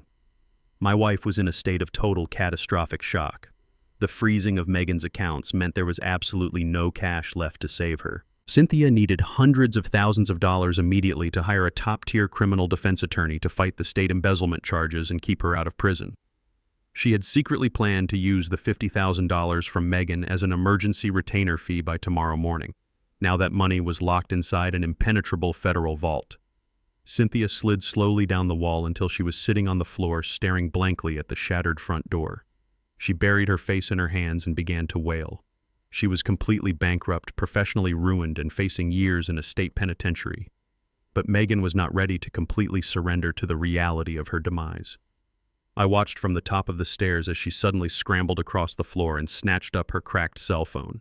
Her eyes were wild with the manic, terrifying desperation of a cornered animal realizing it has one final breath left. She looked at Xavier and Cynthia, her voice dropping to a harsh, ragged whisper. She told them the IRS freeze was only a temporary setback and that they still had one massive lifeline left to pull them out of this nightmare. She quickly opened her encrypted email application. She pulled up the forged commercial real estate contract containing my fake signature and the fraudulent notary stamp. The Atlanta development firm had promised a non-refundable $1 million earnest money deposit the exact moment they received the fully executed document. Megan declared she was sending the contract directly to the buyer right now to trigger the massive payout. She hit the send button before Xavier or Cynthia could even process what she was doing. She truly thought she was securing their grand escape. She had absolutely no idea she had just voluntarily transmitted a forged document across state lines using a digital network. She had just officially committed federal wire fraud. Megan's thumb slammed down on the glowing screen before anyone could stop her. Xavier lunged forward, desperately trying to snatch the cracked device from her hands, but he was a fraction of a second too late. The small swoosh sound of the outgoing email echoed loudly in the silent foyer. It was the digital sound of a prison cell locking shut. She looked up at her husband, her chest heaving fully, believing she had just initiated a $1 million rescue mission.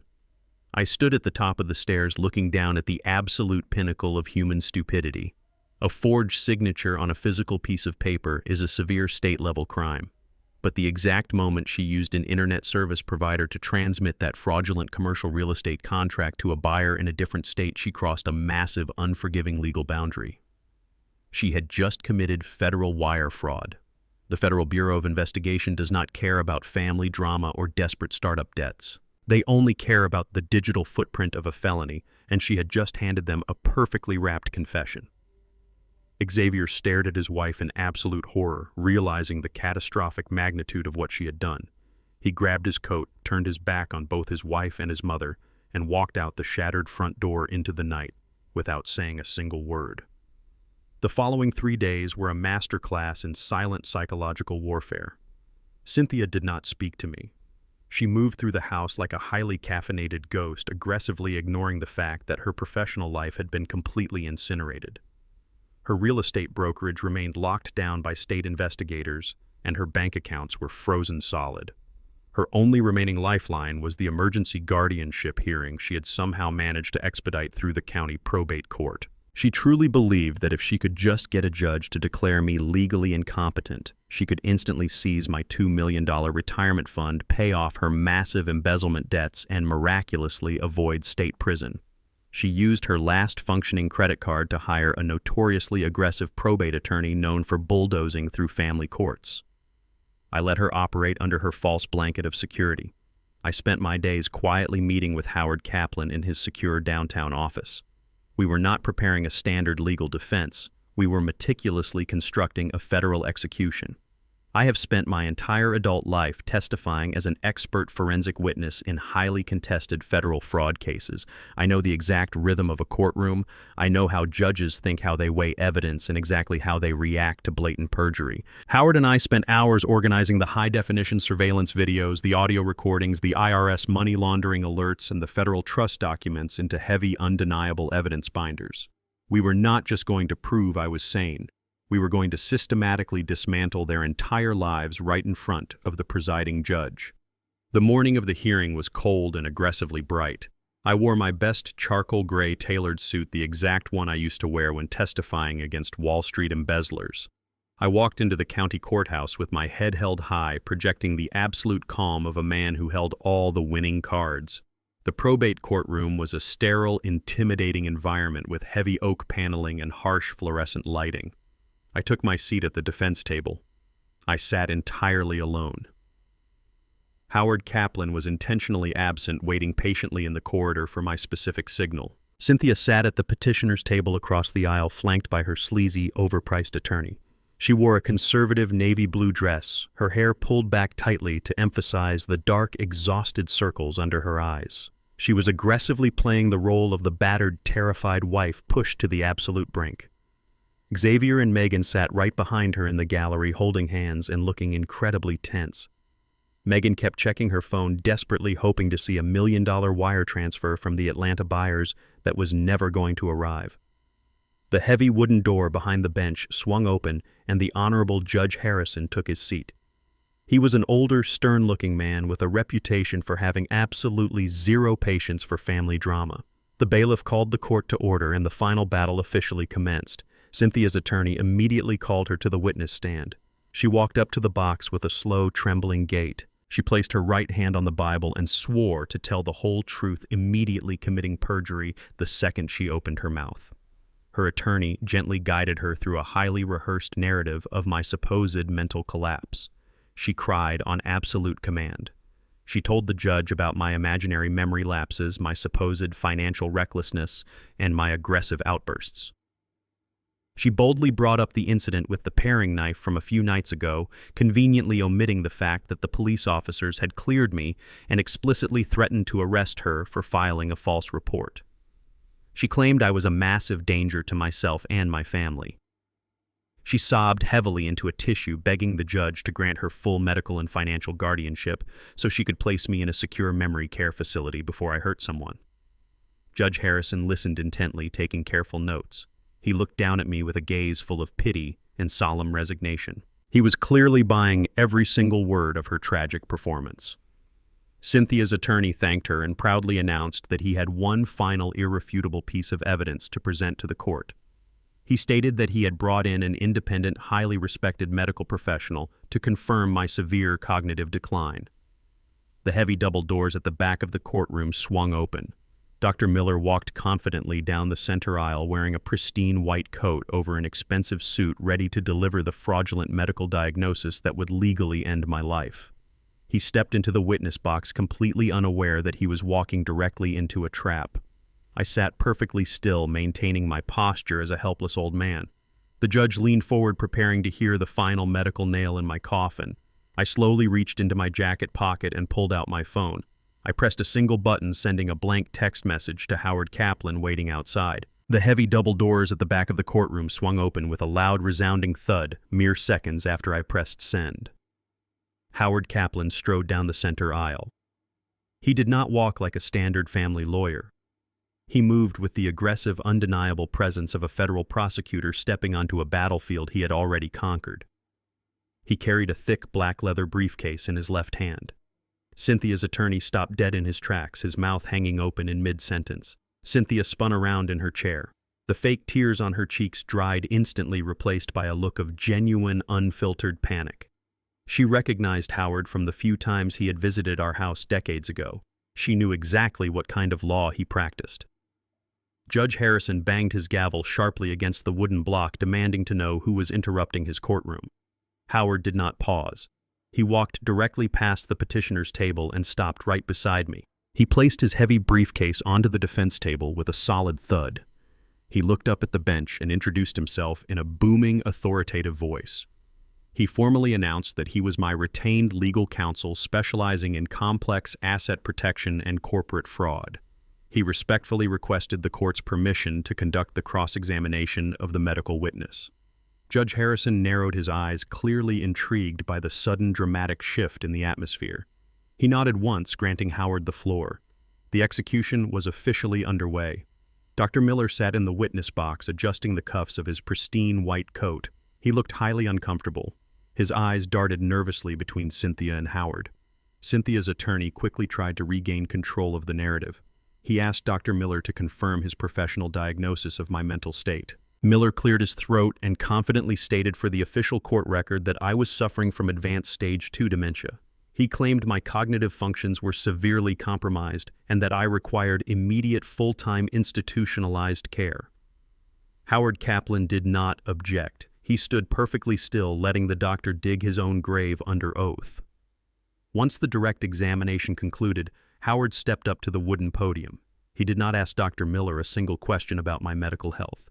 Instead, Howard pulled a crisp, stapled document from his binder. He asked the doctor to confirm his primary business address.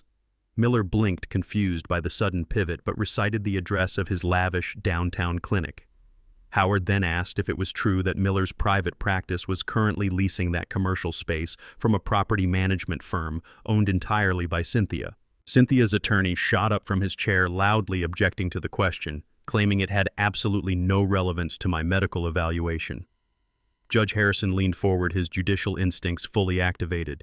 He overruled the objection immediately and ordered the doctor to answer the question. Miller swallowed hard. The confidence drained entirely from his face. He mumbled a quiet confirmation. Howard took a step closer to the witness stand. His voice grew sharper, echoing off the high ceiling. He asked Dr. Miller to confirm to the court that his clinic was currently 6 months behind on rent. He asked him to confirm that he personally owed Cynthia's firm exactly $112,000 in severe financial arrears. The courtroom fell dead silent. Xavier and Megan shifted uncomfortably in the gallery. Cynthia stared at the wooden table, her face completely pale. Miller stammered, his eyes wide with rising terror. He tried to claim that his personal finances had nothing to do with his professional medical integrity. Howard Kaplan smiled. It was a cold, merciless expression. Howard opened his black leather briefcase. He pulled out 3 thick, identical evidence binders. He handed one to the bailiff to pass to the judge and dropped another aggressively onto the table right in front of Cynthia's attorney. He kept the third for himself. Howard announced that the binder contained certified copies of Dr. Miller's commercial lease, the formal notices of default, and his heavily maxed-out personal credit statements. But Howard was not finished. He stated that a financial motive was only the first half of the crime. He reached into his pocket and pulled out a small digital audio player. He requested permission to submit a certified, unedited audio recording into the official court record. The judge granted the request, his eyes locked firmly on the trembling doctor. Howard placed the small speaker on the edge of the podium and pressed play. The pristine audio of my fraudulent medical evaluation filled the massive courtroom. Everyone heard Dr. Miller's patronizing voice asking me rigged questions. They heard him deliberately interrupt me to break my concentration. They heard him boldly fabricate a sequence of words he had never spoken. The recording was absolute, undeniable proof of a licensed physician actively manufacturing a false diagnosis to steal an old man's freedom. Dr. Miller gripped the edges of the wooden witness box so hard his knuckles turned completely white. He looked like a man standing on the gallows listening to the trapdoor latch being slowly pulled away. The recording ended with the sound of Miller promising to discuss my long-term care plan directly with Cynthia. Howard clicked the player off. The silence that followed was heavier than lead. Howard looked directly at the judge. He stated firmly that this was not a medical evaluation. It was a contracted hit on my legal autonomy purchased by a desperate woman trying to erase her own massive financial crimes. Judge Harrison's face turned deep red with absolute righteous fury. He slammed his gavel down with explosive force. He ordered Dr. Miller to remain seated in the witness box. The judge looked directly at the court bailiff and instructed him to immediately contact the state medical board and the local district attorney's office. He declared that he was holding Dr. Miller in direct contempt of court for committing blatant perjury and aggravated medical fraud right in front of his bench. 2 armed deputies stepped forward, taking up positions directly behind the trembling doctor.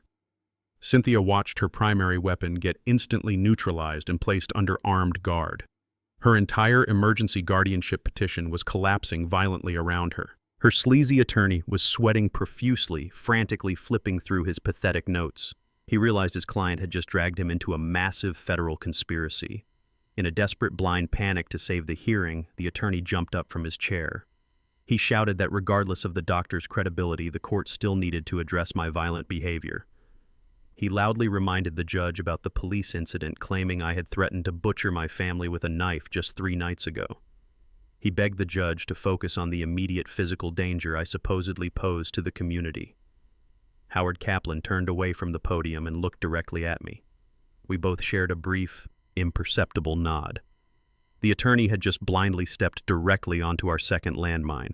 Howard calmly reached back into his black briefcase and pulled out a highly encrypted flash drive. Howard held the sleek metal flash drive high in the air for the judge to see. He stated clearly that the petitioner's attorney had just forcefully opened the door to character evidence regarding the events of that specific night.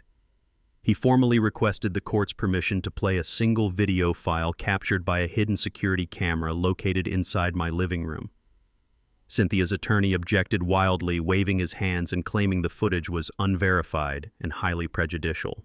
Judge Harrison silenced the panicked lawyer with a single sharp glare and immediately granted Howard's request. The court clerk walked over, took the flash drive, and plugged it directly into the courtroom's primary presentation system. The 4 massive flat screens mounted on the walls flickered to life. I sat perfectly still, my hands folded neatly on the wooden defense table. I did not even look at the screens. I looked directly at my wife. Cynthia leaned forward in her chair, her eyes wide with a sudden dawning terror. She had completely forgotten about the camera. She truly believed the police had ignored it or that the footage was safely locked away on my personal phone. She had absolutely no idea that Howard possessed a fully certified time-stamped copy of her psychotic breakdown. The high-definition video began playing simultaneously across the massive screens. The audio feed was crystal clear, capturing the ambient silence of my dark house. Everyone in the packed gallery watched the empty kitchen. Then Cynthia walked into the frame. The entire courtroom gasped collectively as they watched my wife stand perfectly alone next to the marble island. They watched her take a deep, stabilizing breath. They watched her raise her own manicured hands to her face and violently drag her fingernails down her cheeks, drawing bright red lines of fresh blood. They watched her grab the collar of her expensive silk blouse and rip it open with brute force. They watched her practice a terrified scream silently in the air before finally turning and sprinting out the front door into the darkness to greet the armed police officers. Howard pressed a button on his remote, pausing the video right on the frozen high-definition frame of Cynthia's heavily scratched, bleeding face. He turned to the judge and stated that the responding police officers had already reviewed this exact footage on the night of the incident. He added that the local precinct had officially filed a report citing Cynthia for manufacturing a false domestic violence claim and wasting emergency resources. The absolute silence in the courtroom was deafening. Judge Harrison stared at the frozen image on the screen, his jaw set in a hard, unforgiving line. He looked down at Cynthia with a level of pure judicial contempt that could freeze boiling water. Cynthia's high-priced probate attorney stood completely frozen at his podium. He looked at the massive screen, then slowly looked down at his client. He realized instantly that Cynthia had lied to him, manipulated him, and forced him to present a fabricated, highly illegal domestic violence claim to a sitting judge. In the legal profession, presenting knowingly false evidence is a fast track to permanent disbarment. The attorney did not hesitate for a single second. He scrambled to gather his legal pads, shoving them haphazardly into his expensive leather briefcase. He addressed the judge with a shaky, breathless voice, formally requesting to withdraw as petitioner's counsel, effective immediately due to severe and irreconcilable ethical conflicts. Judge Harrison granted the withdrawal without a moment of hesitation. The attorney practically sprinted out of the courtroom, leaving Cynthia sitting entirely alone at the massive wooden table. She had no corrupt doctor to back her up. She had no lawyer to defend her. Her entire manufactured reality had been violently stripped away in less than 20 minutes. Cynthia buried her face in her hands, her shoulders shaking with silent, defeated sobs. But Howard Kaplan was not finished. A trained forensic accountant does not stop fighting when the primary target is neutralized. We follow the money trail until every single conspirator is fully exposed and brought to justice. Howard turned his sharp, predatory gaze away from Cynthia and looked directly into the gallery. He locked eyes with my son. Howard formally requested the court's permission to call Xavier to the witness stand as a hostile witness regarding the systemic financial abuse of a vulnerable elder. Judge Harrison immediately agreed, leaning forward with intense interest. Xavier physically recoiled in his wooden pew. He looked around wildly for an exit, but the heavy courtroom doors were closed, and an armed bailiff was already walking directly toward him. Xavier stood up on visibly shaking legs and slowly made his way to the witness box. He placed his hand on the Bible and took the oath with a voice so weak it barely registered on the courtroom microphone. Howard approached the podium carrying a fresh stack of dense financial documents. He did not yell. He spoke with the quiet, deadly precision of a surgeon operating with a scalpel. He asked Xavier to confirm his current employment status.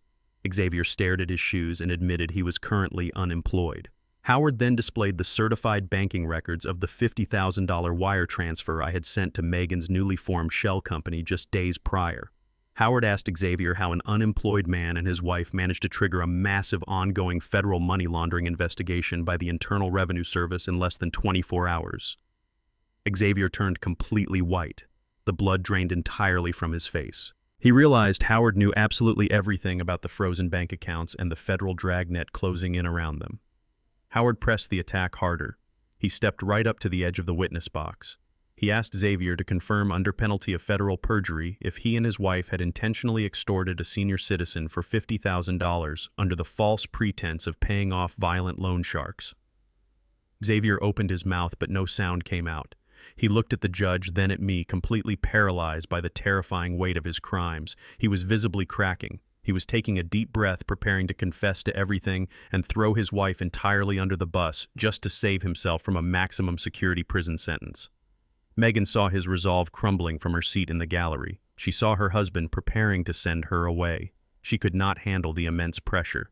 Megan jumped out of her seat, ignoring all courtroom decorum. She pointed a shaking finger directly at Howard and screamed at the top of her lungs. She yelled that they did not need the miserable $50,000 anymore and that they did not care about the IRS freeze. She proudly announced to the judge and the entire courtroom that she had fully executed the commercial real estate contract last night.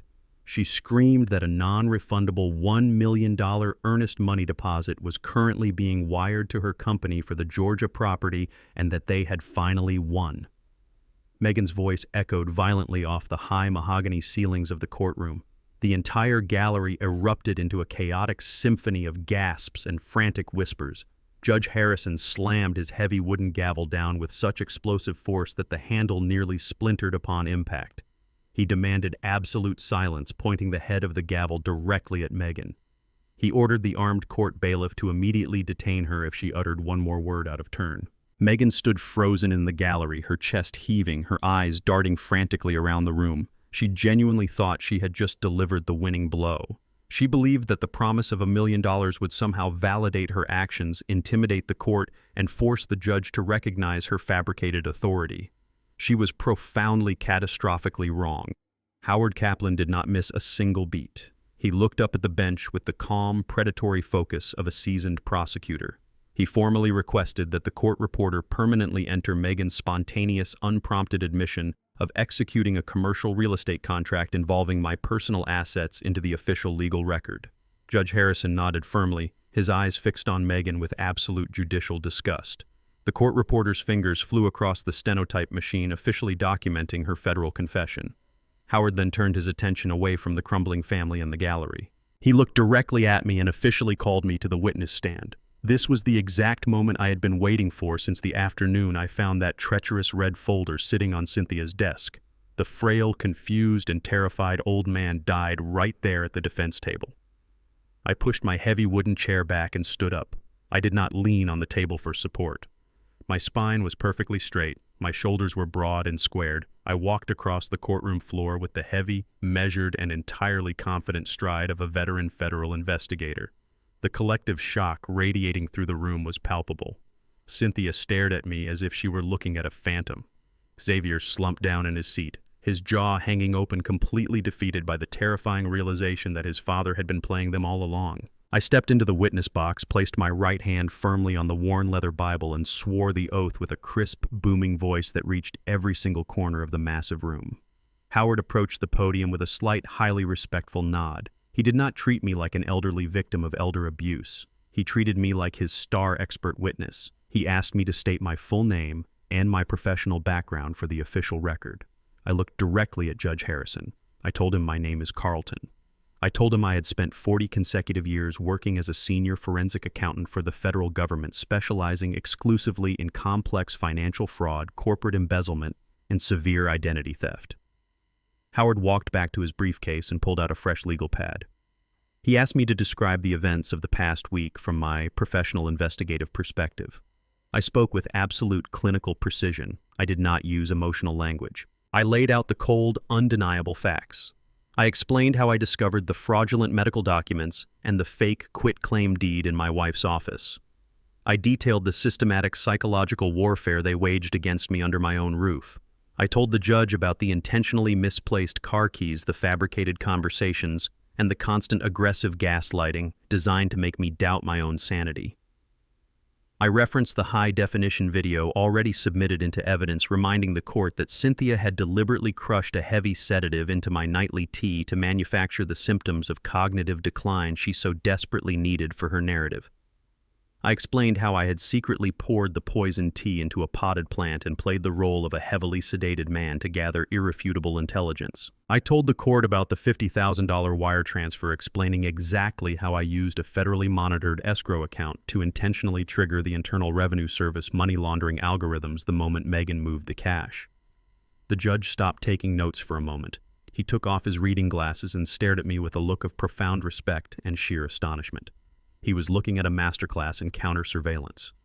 Howard wasted no time transitioning to the final nail in their coffin. He directed the court clerk to pull up the encrypted file I had previously submitted to his office. The 4 massive flat screens mounted on the courtroom walls flickered to life, displaying the fully executed commercial real estate purchase agreement. Howard asked me to identify the document for the record. I looked at the bright screens and stated that it was a fraudulent contract attempting to sell my family's 300 acres of ancestral land in Georgia to an Atlanta-based commercial development firm for $4.5 million. Howard zoomed in on the final page of the document, highlighting the signature line in bright yellow. He asked me if I had signed that binding legal contract. I stated firmly that I absolutely had not. Howard asked me to explain how I acquired the document. I turned my attention back to the judge.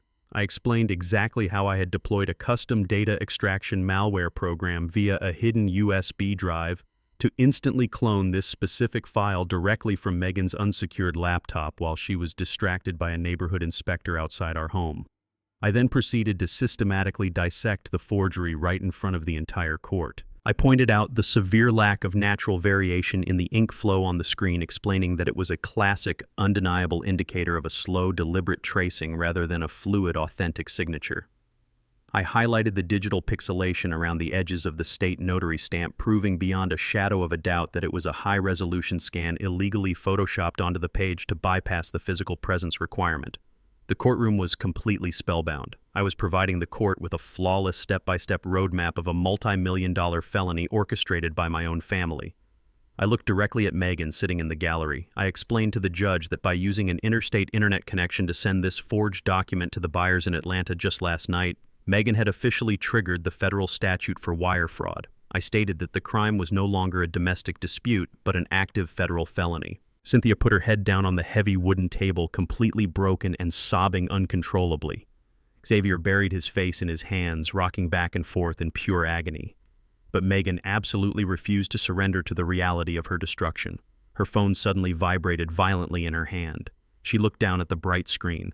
A twisted, triumphant smile broke across her face completely, ignoring the armed bailiff standing just inches away from her shoulder. She jumped up from the wooden pew. She raised the glowing phone high in the air and screamed that the $1 million earnest money wire transfer had just officially cleared into her secondary corporate banking account. She looked me dead in the eye, completely consumed by her own toxic greed and blinding, unhinged arrogance. She laughed a harsh, manic laugh that echoed terribly through the silent courtroom. She yelled that I was far too late, that the massive financial contract was fully funded, and that the Georgia land was officially gone forever. Megan stood in the gallery with her arm raised high, waving her cracked smartphone like a victorious gladiator holding up a severed head. Her manic laughter bounced sharply off the heavy mahogany paneling of the courtroom.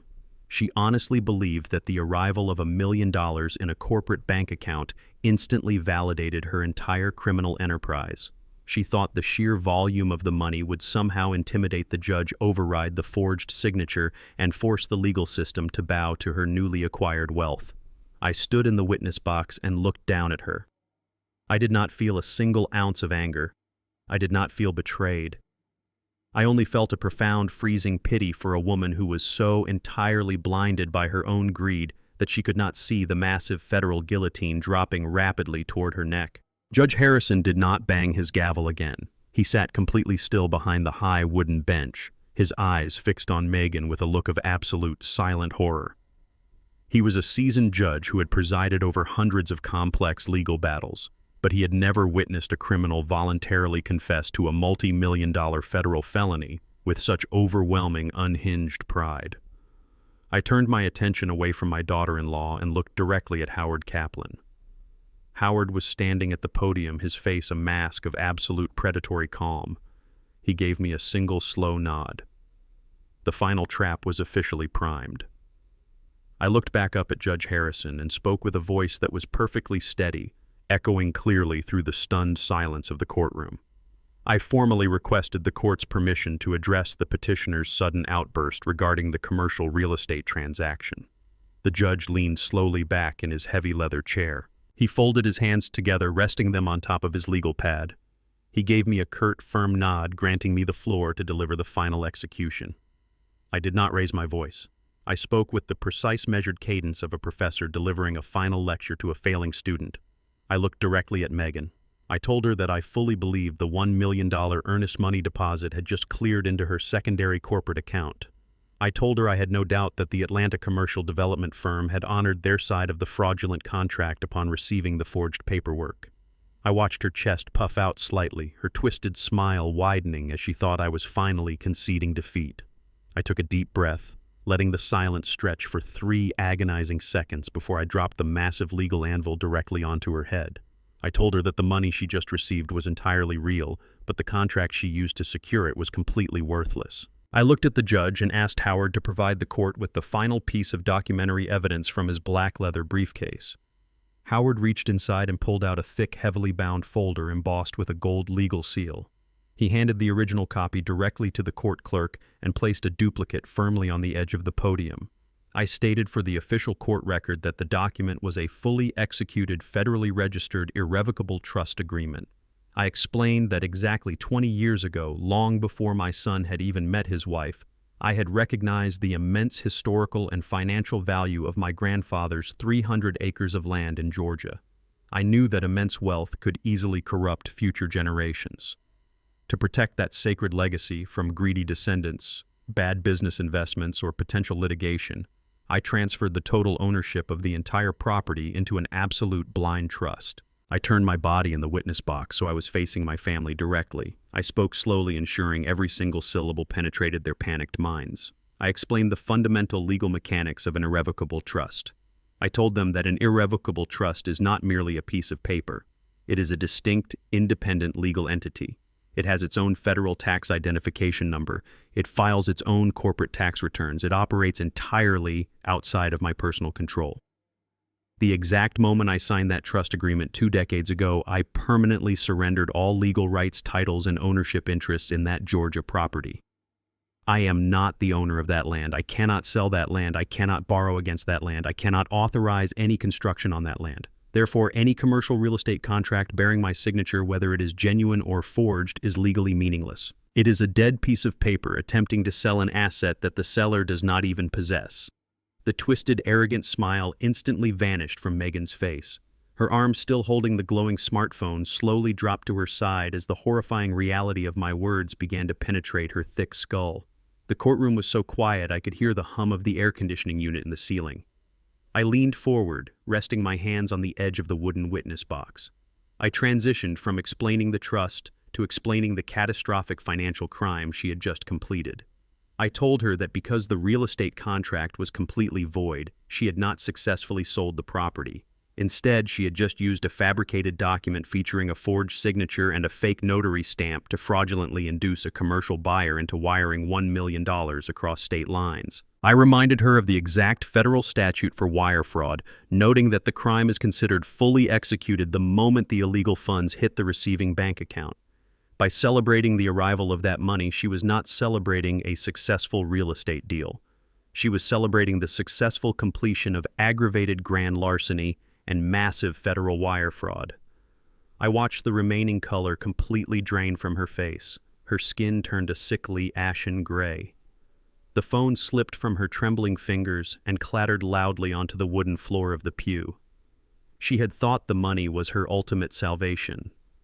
She now realized the money was the physical, undeniable proof of her federal felony. The commercial buyers in Atlanta were going to realize the deed was entirely invalid the moment their own attorneys attempted to file the paperwork with the county clerk.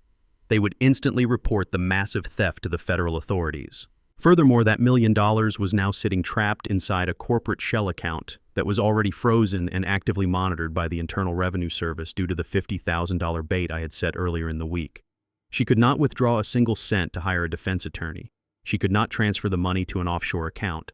She was completely trapped in a financial prison of her own making, holding $1 million of stolen corporate funds with the entire federal government watching her every single move. Xavier sat in the pew next to his wife, his entire body shaking violently. He buried his face in his hands, realizing that his own signature was likely on some of the supporting corporate documents for her shell company, making him an active co-conspirator in a multi-million-dollar federal crime. Cynthia remained slumped over the petitioner's table. She did not even look up. Her emergency guardianship petition was dead. Her real estate brokerage was dead. Her future was entirely gone. She was going to state prison for embezzlement, and her son and daughter-in-law were heading to federal prison for wire fraud. Judge Harrison sat frozen on the bench, his gavel resting loosely in his hand. He looked at me with a profound sense of awe. He had never seen a private citizen systematically dismantle an entire criminal syndicate with such ruthless, calculated precision. I stepped back from the microphone and looked toward the heavy double doors at the back of the courtroom. Howard Kaplan checked his gold wristwatch and offered me a final knowing smile.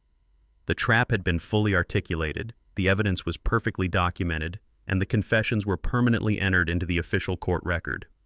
We did not have to wait for the Atlanta buyers to report the crime. Howard had already contacted the authorities hours ago.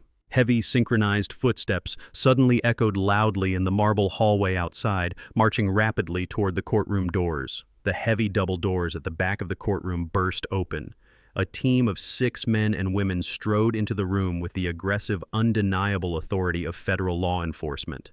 2 of them wore dark suits with badges clipped to their belts. The others were uniformed state police officers.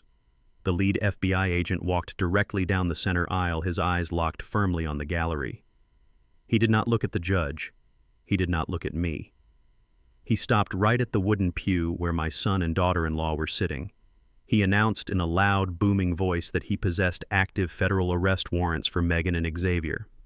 He stated the charges clearly for the entire courtroom to hear: conspiracy to commit federal wire fraud, aggravated identity theft, and attempted grand larceny. Megan tried to back away, her eyes wide with animalistic terror, but she had absolutely nowhere to go. A female federal agent stepped forward, grabbed Megan by the shoulder, and spun her around. The agent forced Megan's hands behind her back. The sharp metallic click of steel handcuffs ratcheting tightly around her wrists echoed violently through the silent room. Megan completely lost her mind. She shrieked, kicking her legs and trying to pull away from the agent. She screamed that it was all a massive misunderstanding and that she was a legitimate business owner. The agent ignored her frantic lies and began reading her the Miranda rights in a cold, monotone voice. Xavier did not fight back.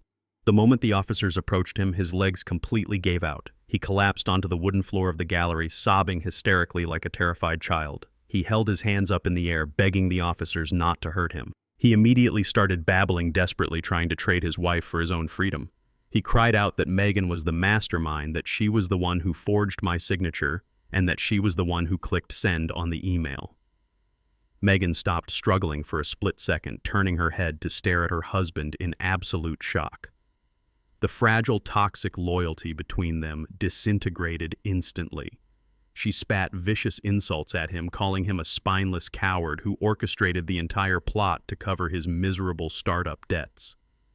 The officers hauled Xavier to his feet, slapped the handcuffs securely onto his wrists, and dragged him toward the aisle. They were a pathetic, miserable sight, turning on each other like starving wolves the very second the consequences arrived. Cynthia watched her only son being dragged out of the courtroom in heavy steel chains. She remained slumped over the petitioner's table, too paralyzed by shock to even speak. She likely thought she was safe from the federal sweep because her crimes were strictly handled at the state level. She was entirely wrong. 2 state investigators from the Financial Crimes Division separated from the federal team and walked directly toward her table. The lead investigator looked down at her with absolute disgust. He informed Cynthia that her broker's license was now permanently revoked. He then announced that she was under arrest for multiple counts of corporate embezzlement, criminal commingling of client funds, and filing a false police report. He ordered her to stand up and put her hands behind her back. Cynthia slowly raised her head. She looked completely hollowed out. All the expensive makeup, the tailored designer dress, and the decades of manufactured superiority had melted away, leaving nothing but a broken, terrified criminal.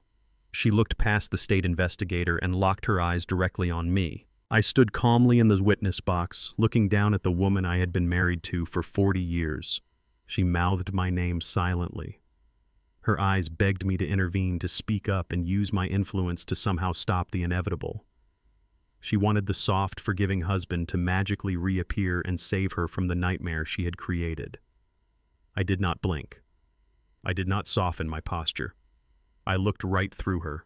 I spoke in a low, steady voice that carried easily across the short distance between us. I told her that I was no longer her husband. I was the forensic auditor of her ruined life, and the audit was officially complete. The state investigator grabbed her arm, pulled her out of the wooden chair, and locked the heavy handcuffs around her wrists. She let out a single pathetic whimper as she was led down the center aisle. I watched the heavy wooden doors swing shut behind them. My family was gone. They had been completely excised from my life by the swift, unforgiving blade of the justice system. The courtroom was suddenly incredibly peaceful. Judge Harrison let out a long, heavy sigh.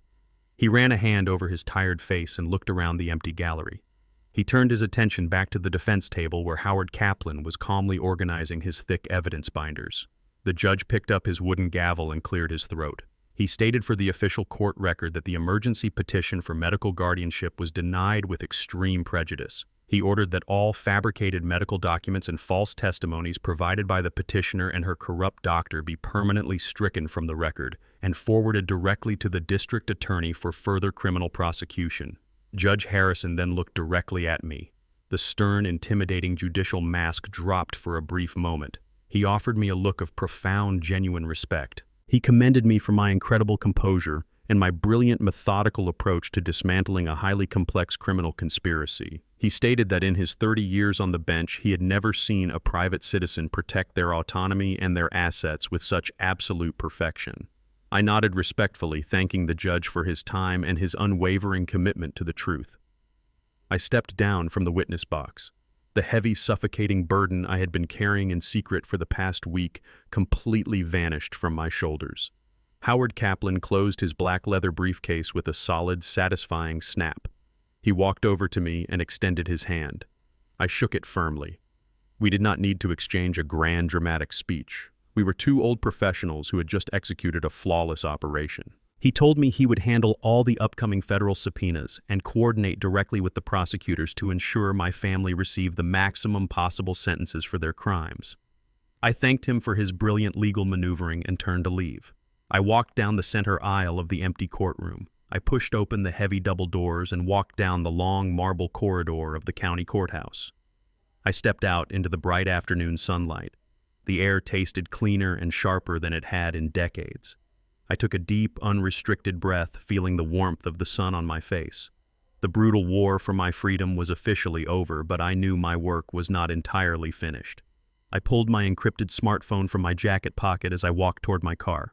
I could not return to the massive suburban house I had shared with Cynthia. That house was a tainted crime scene filled with toxic memories and the lingering ghosts of their psychological torture. It was a fortress built on lies, and I had absolutely no desire to live inside it for another single day. I scrolled through my highly curated list of professional contacts and found the direct number for a private aggressive real estate investment firm. They specialized in purchasing luxury properties entirely in cash, bypassing the traditional market for immediate liquid closures. I pressed the call button and held the phone to my ear. The final phase of my silent adjustment was about to begin.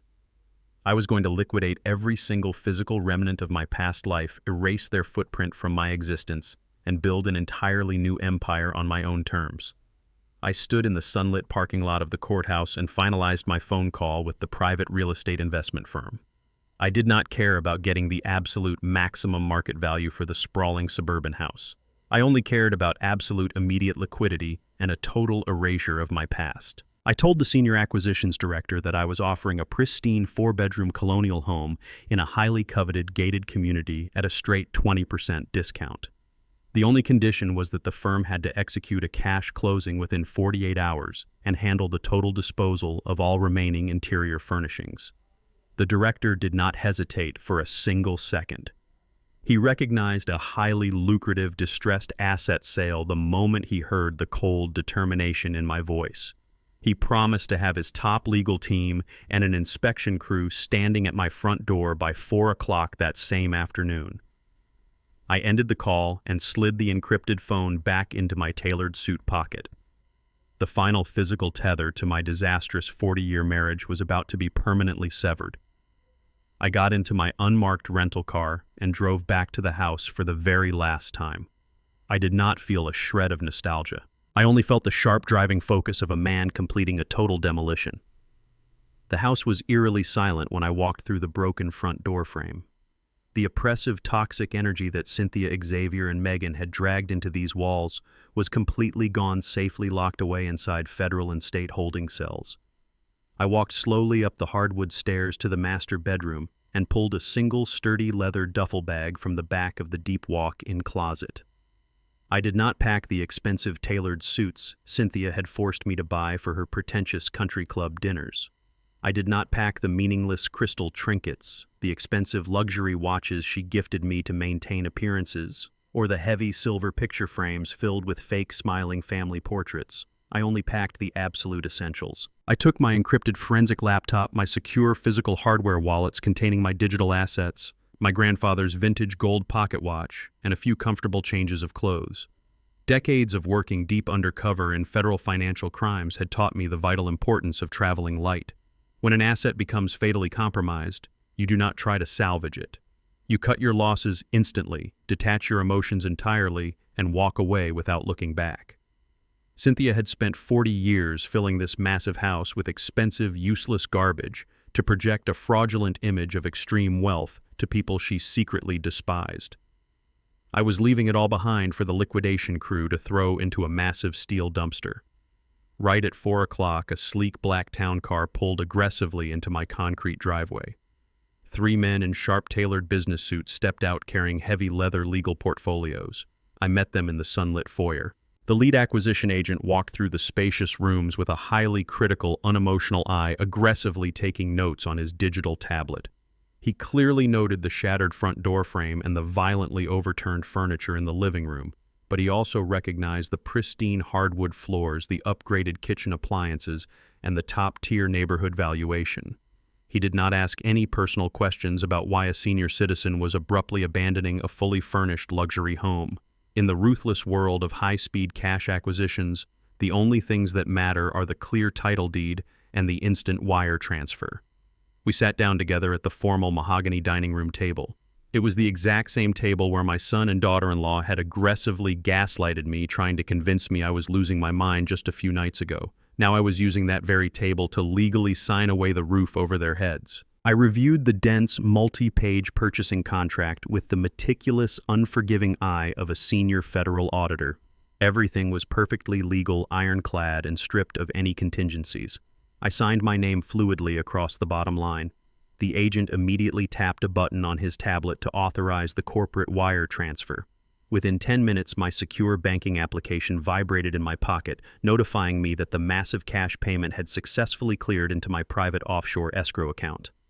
The house was officially no longer mine. I handed the lead agent my heavy brass set of house keys and walked out the front door carrying only my single leather duffel bag. I drove straight back downtown to Howard Kaplan's secure office suite for one final crucial meeting.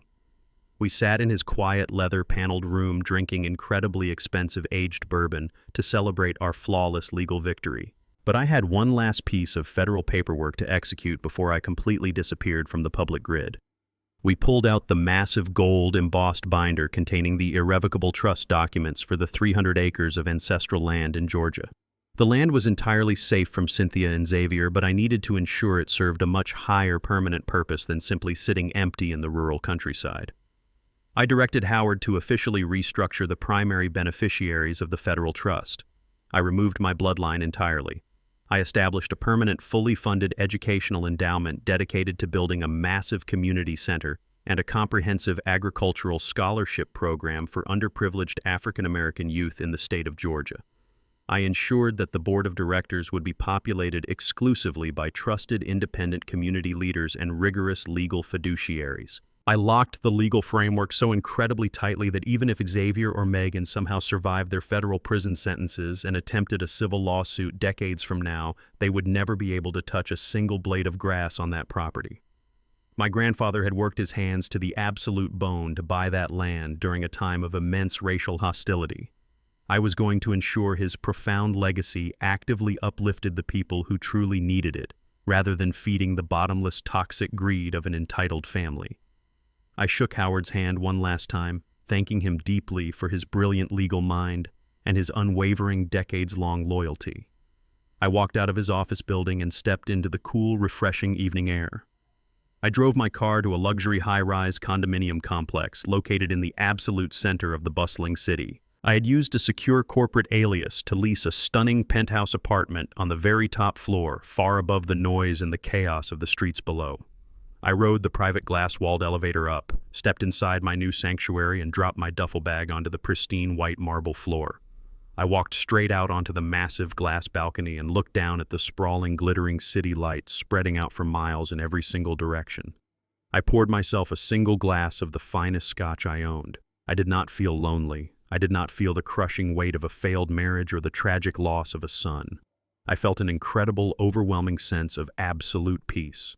I had survived the darkest, most intimate betrayal imaginable. I did not survive by screaming, crying, or fighting with my fists. I survived through the devastating, unstoppable power of silence, extreme patience, and flawless preparation. I allowed my enemies to underestimate me. I allowed them to build their own elaborate traps, and then I simply handed them the rope they needed to hang themselves. My name is Carlton. I am a 69-year-old retired forensic accountant. And I have finally learned that the most profound, lasting justice in this world does not require a single drop of blood. It only requires the undeniable razor-sharp edge of the truth. The metallic clink of the heavy steel handcuffs locking around Xavier and Megan's wrists signaled the absolute end of their reign of terror. They were no longer arrogant masterminds or entitled heirs demanding immediate wealth. They were federal inmates stripped of their power in a matter of seconds. The armed agents marched them roughly down the center aisle of the courtroom.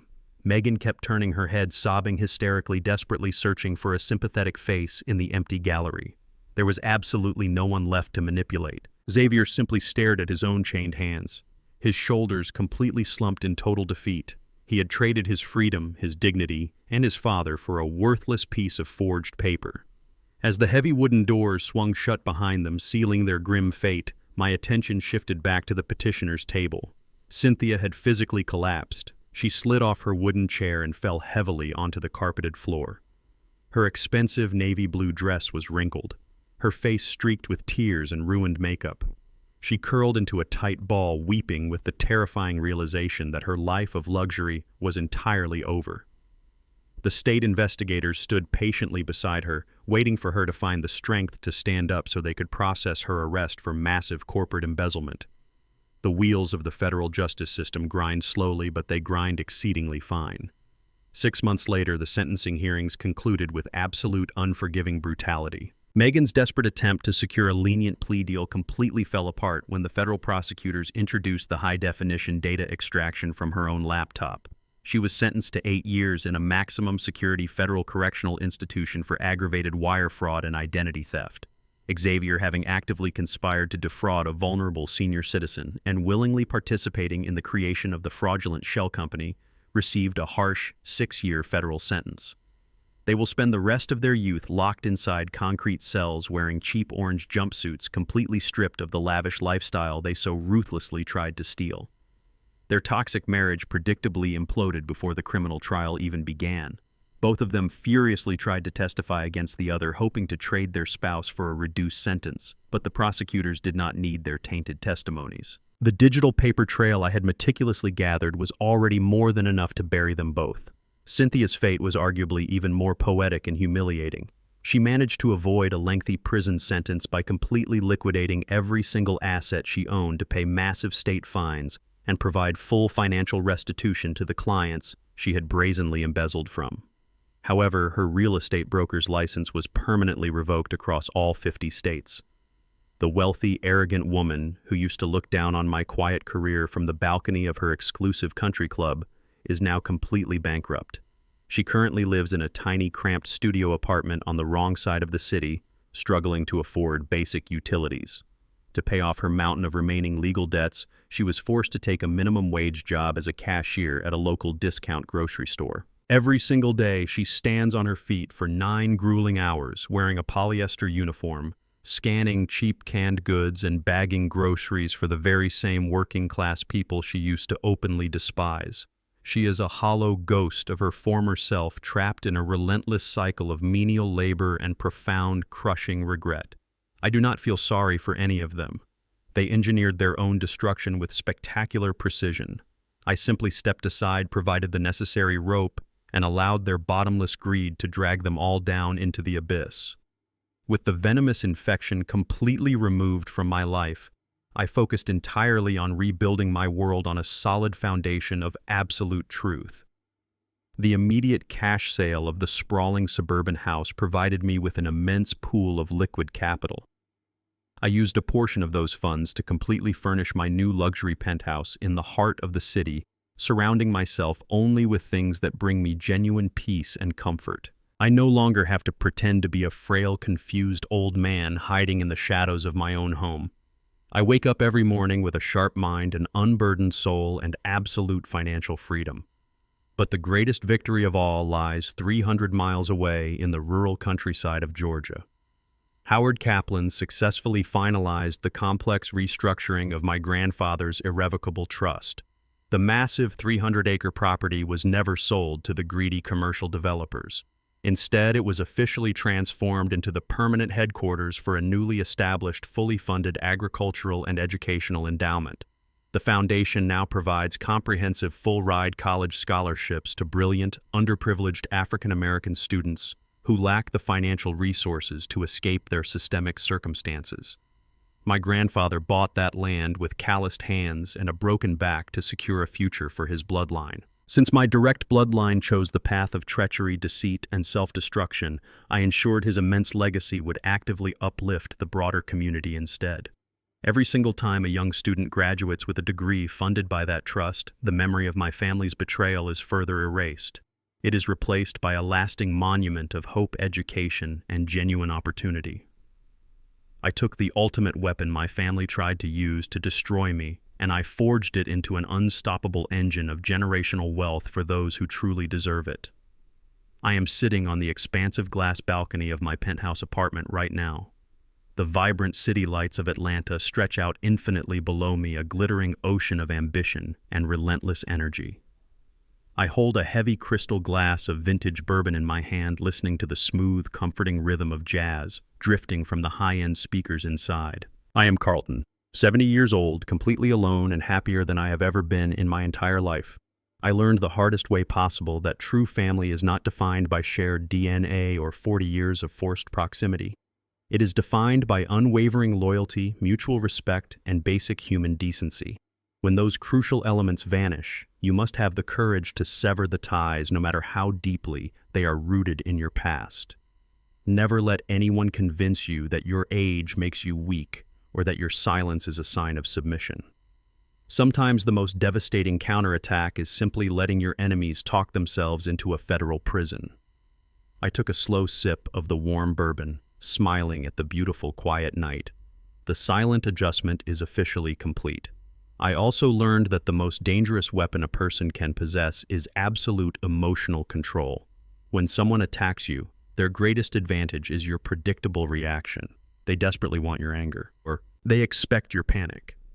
But when you offer them nothing but complete silence, you force them to navigate blindly through their own suffocating arrogance.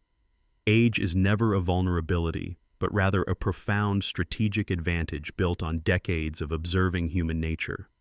I survived because I completely refused to play the helpless victim in their chaotic drama. Instead, I became the silent architect of their absolute ruin, proving once and for all that cold patience will always outlast blind greed. If you have ever had to outsmart a toxic manipulator in your own life, share your victory in the comments below and hit subscribe for more stories of absolute justice.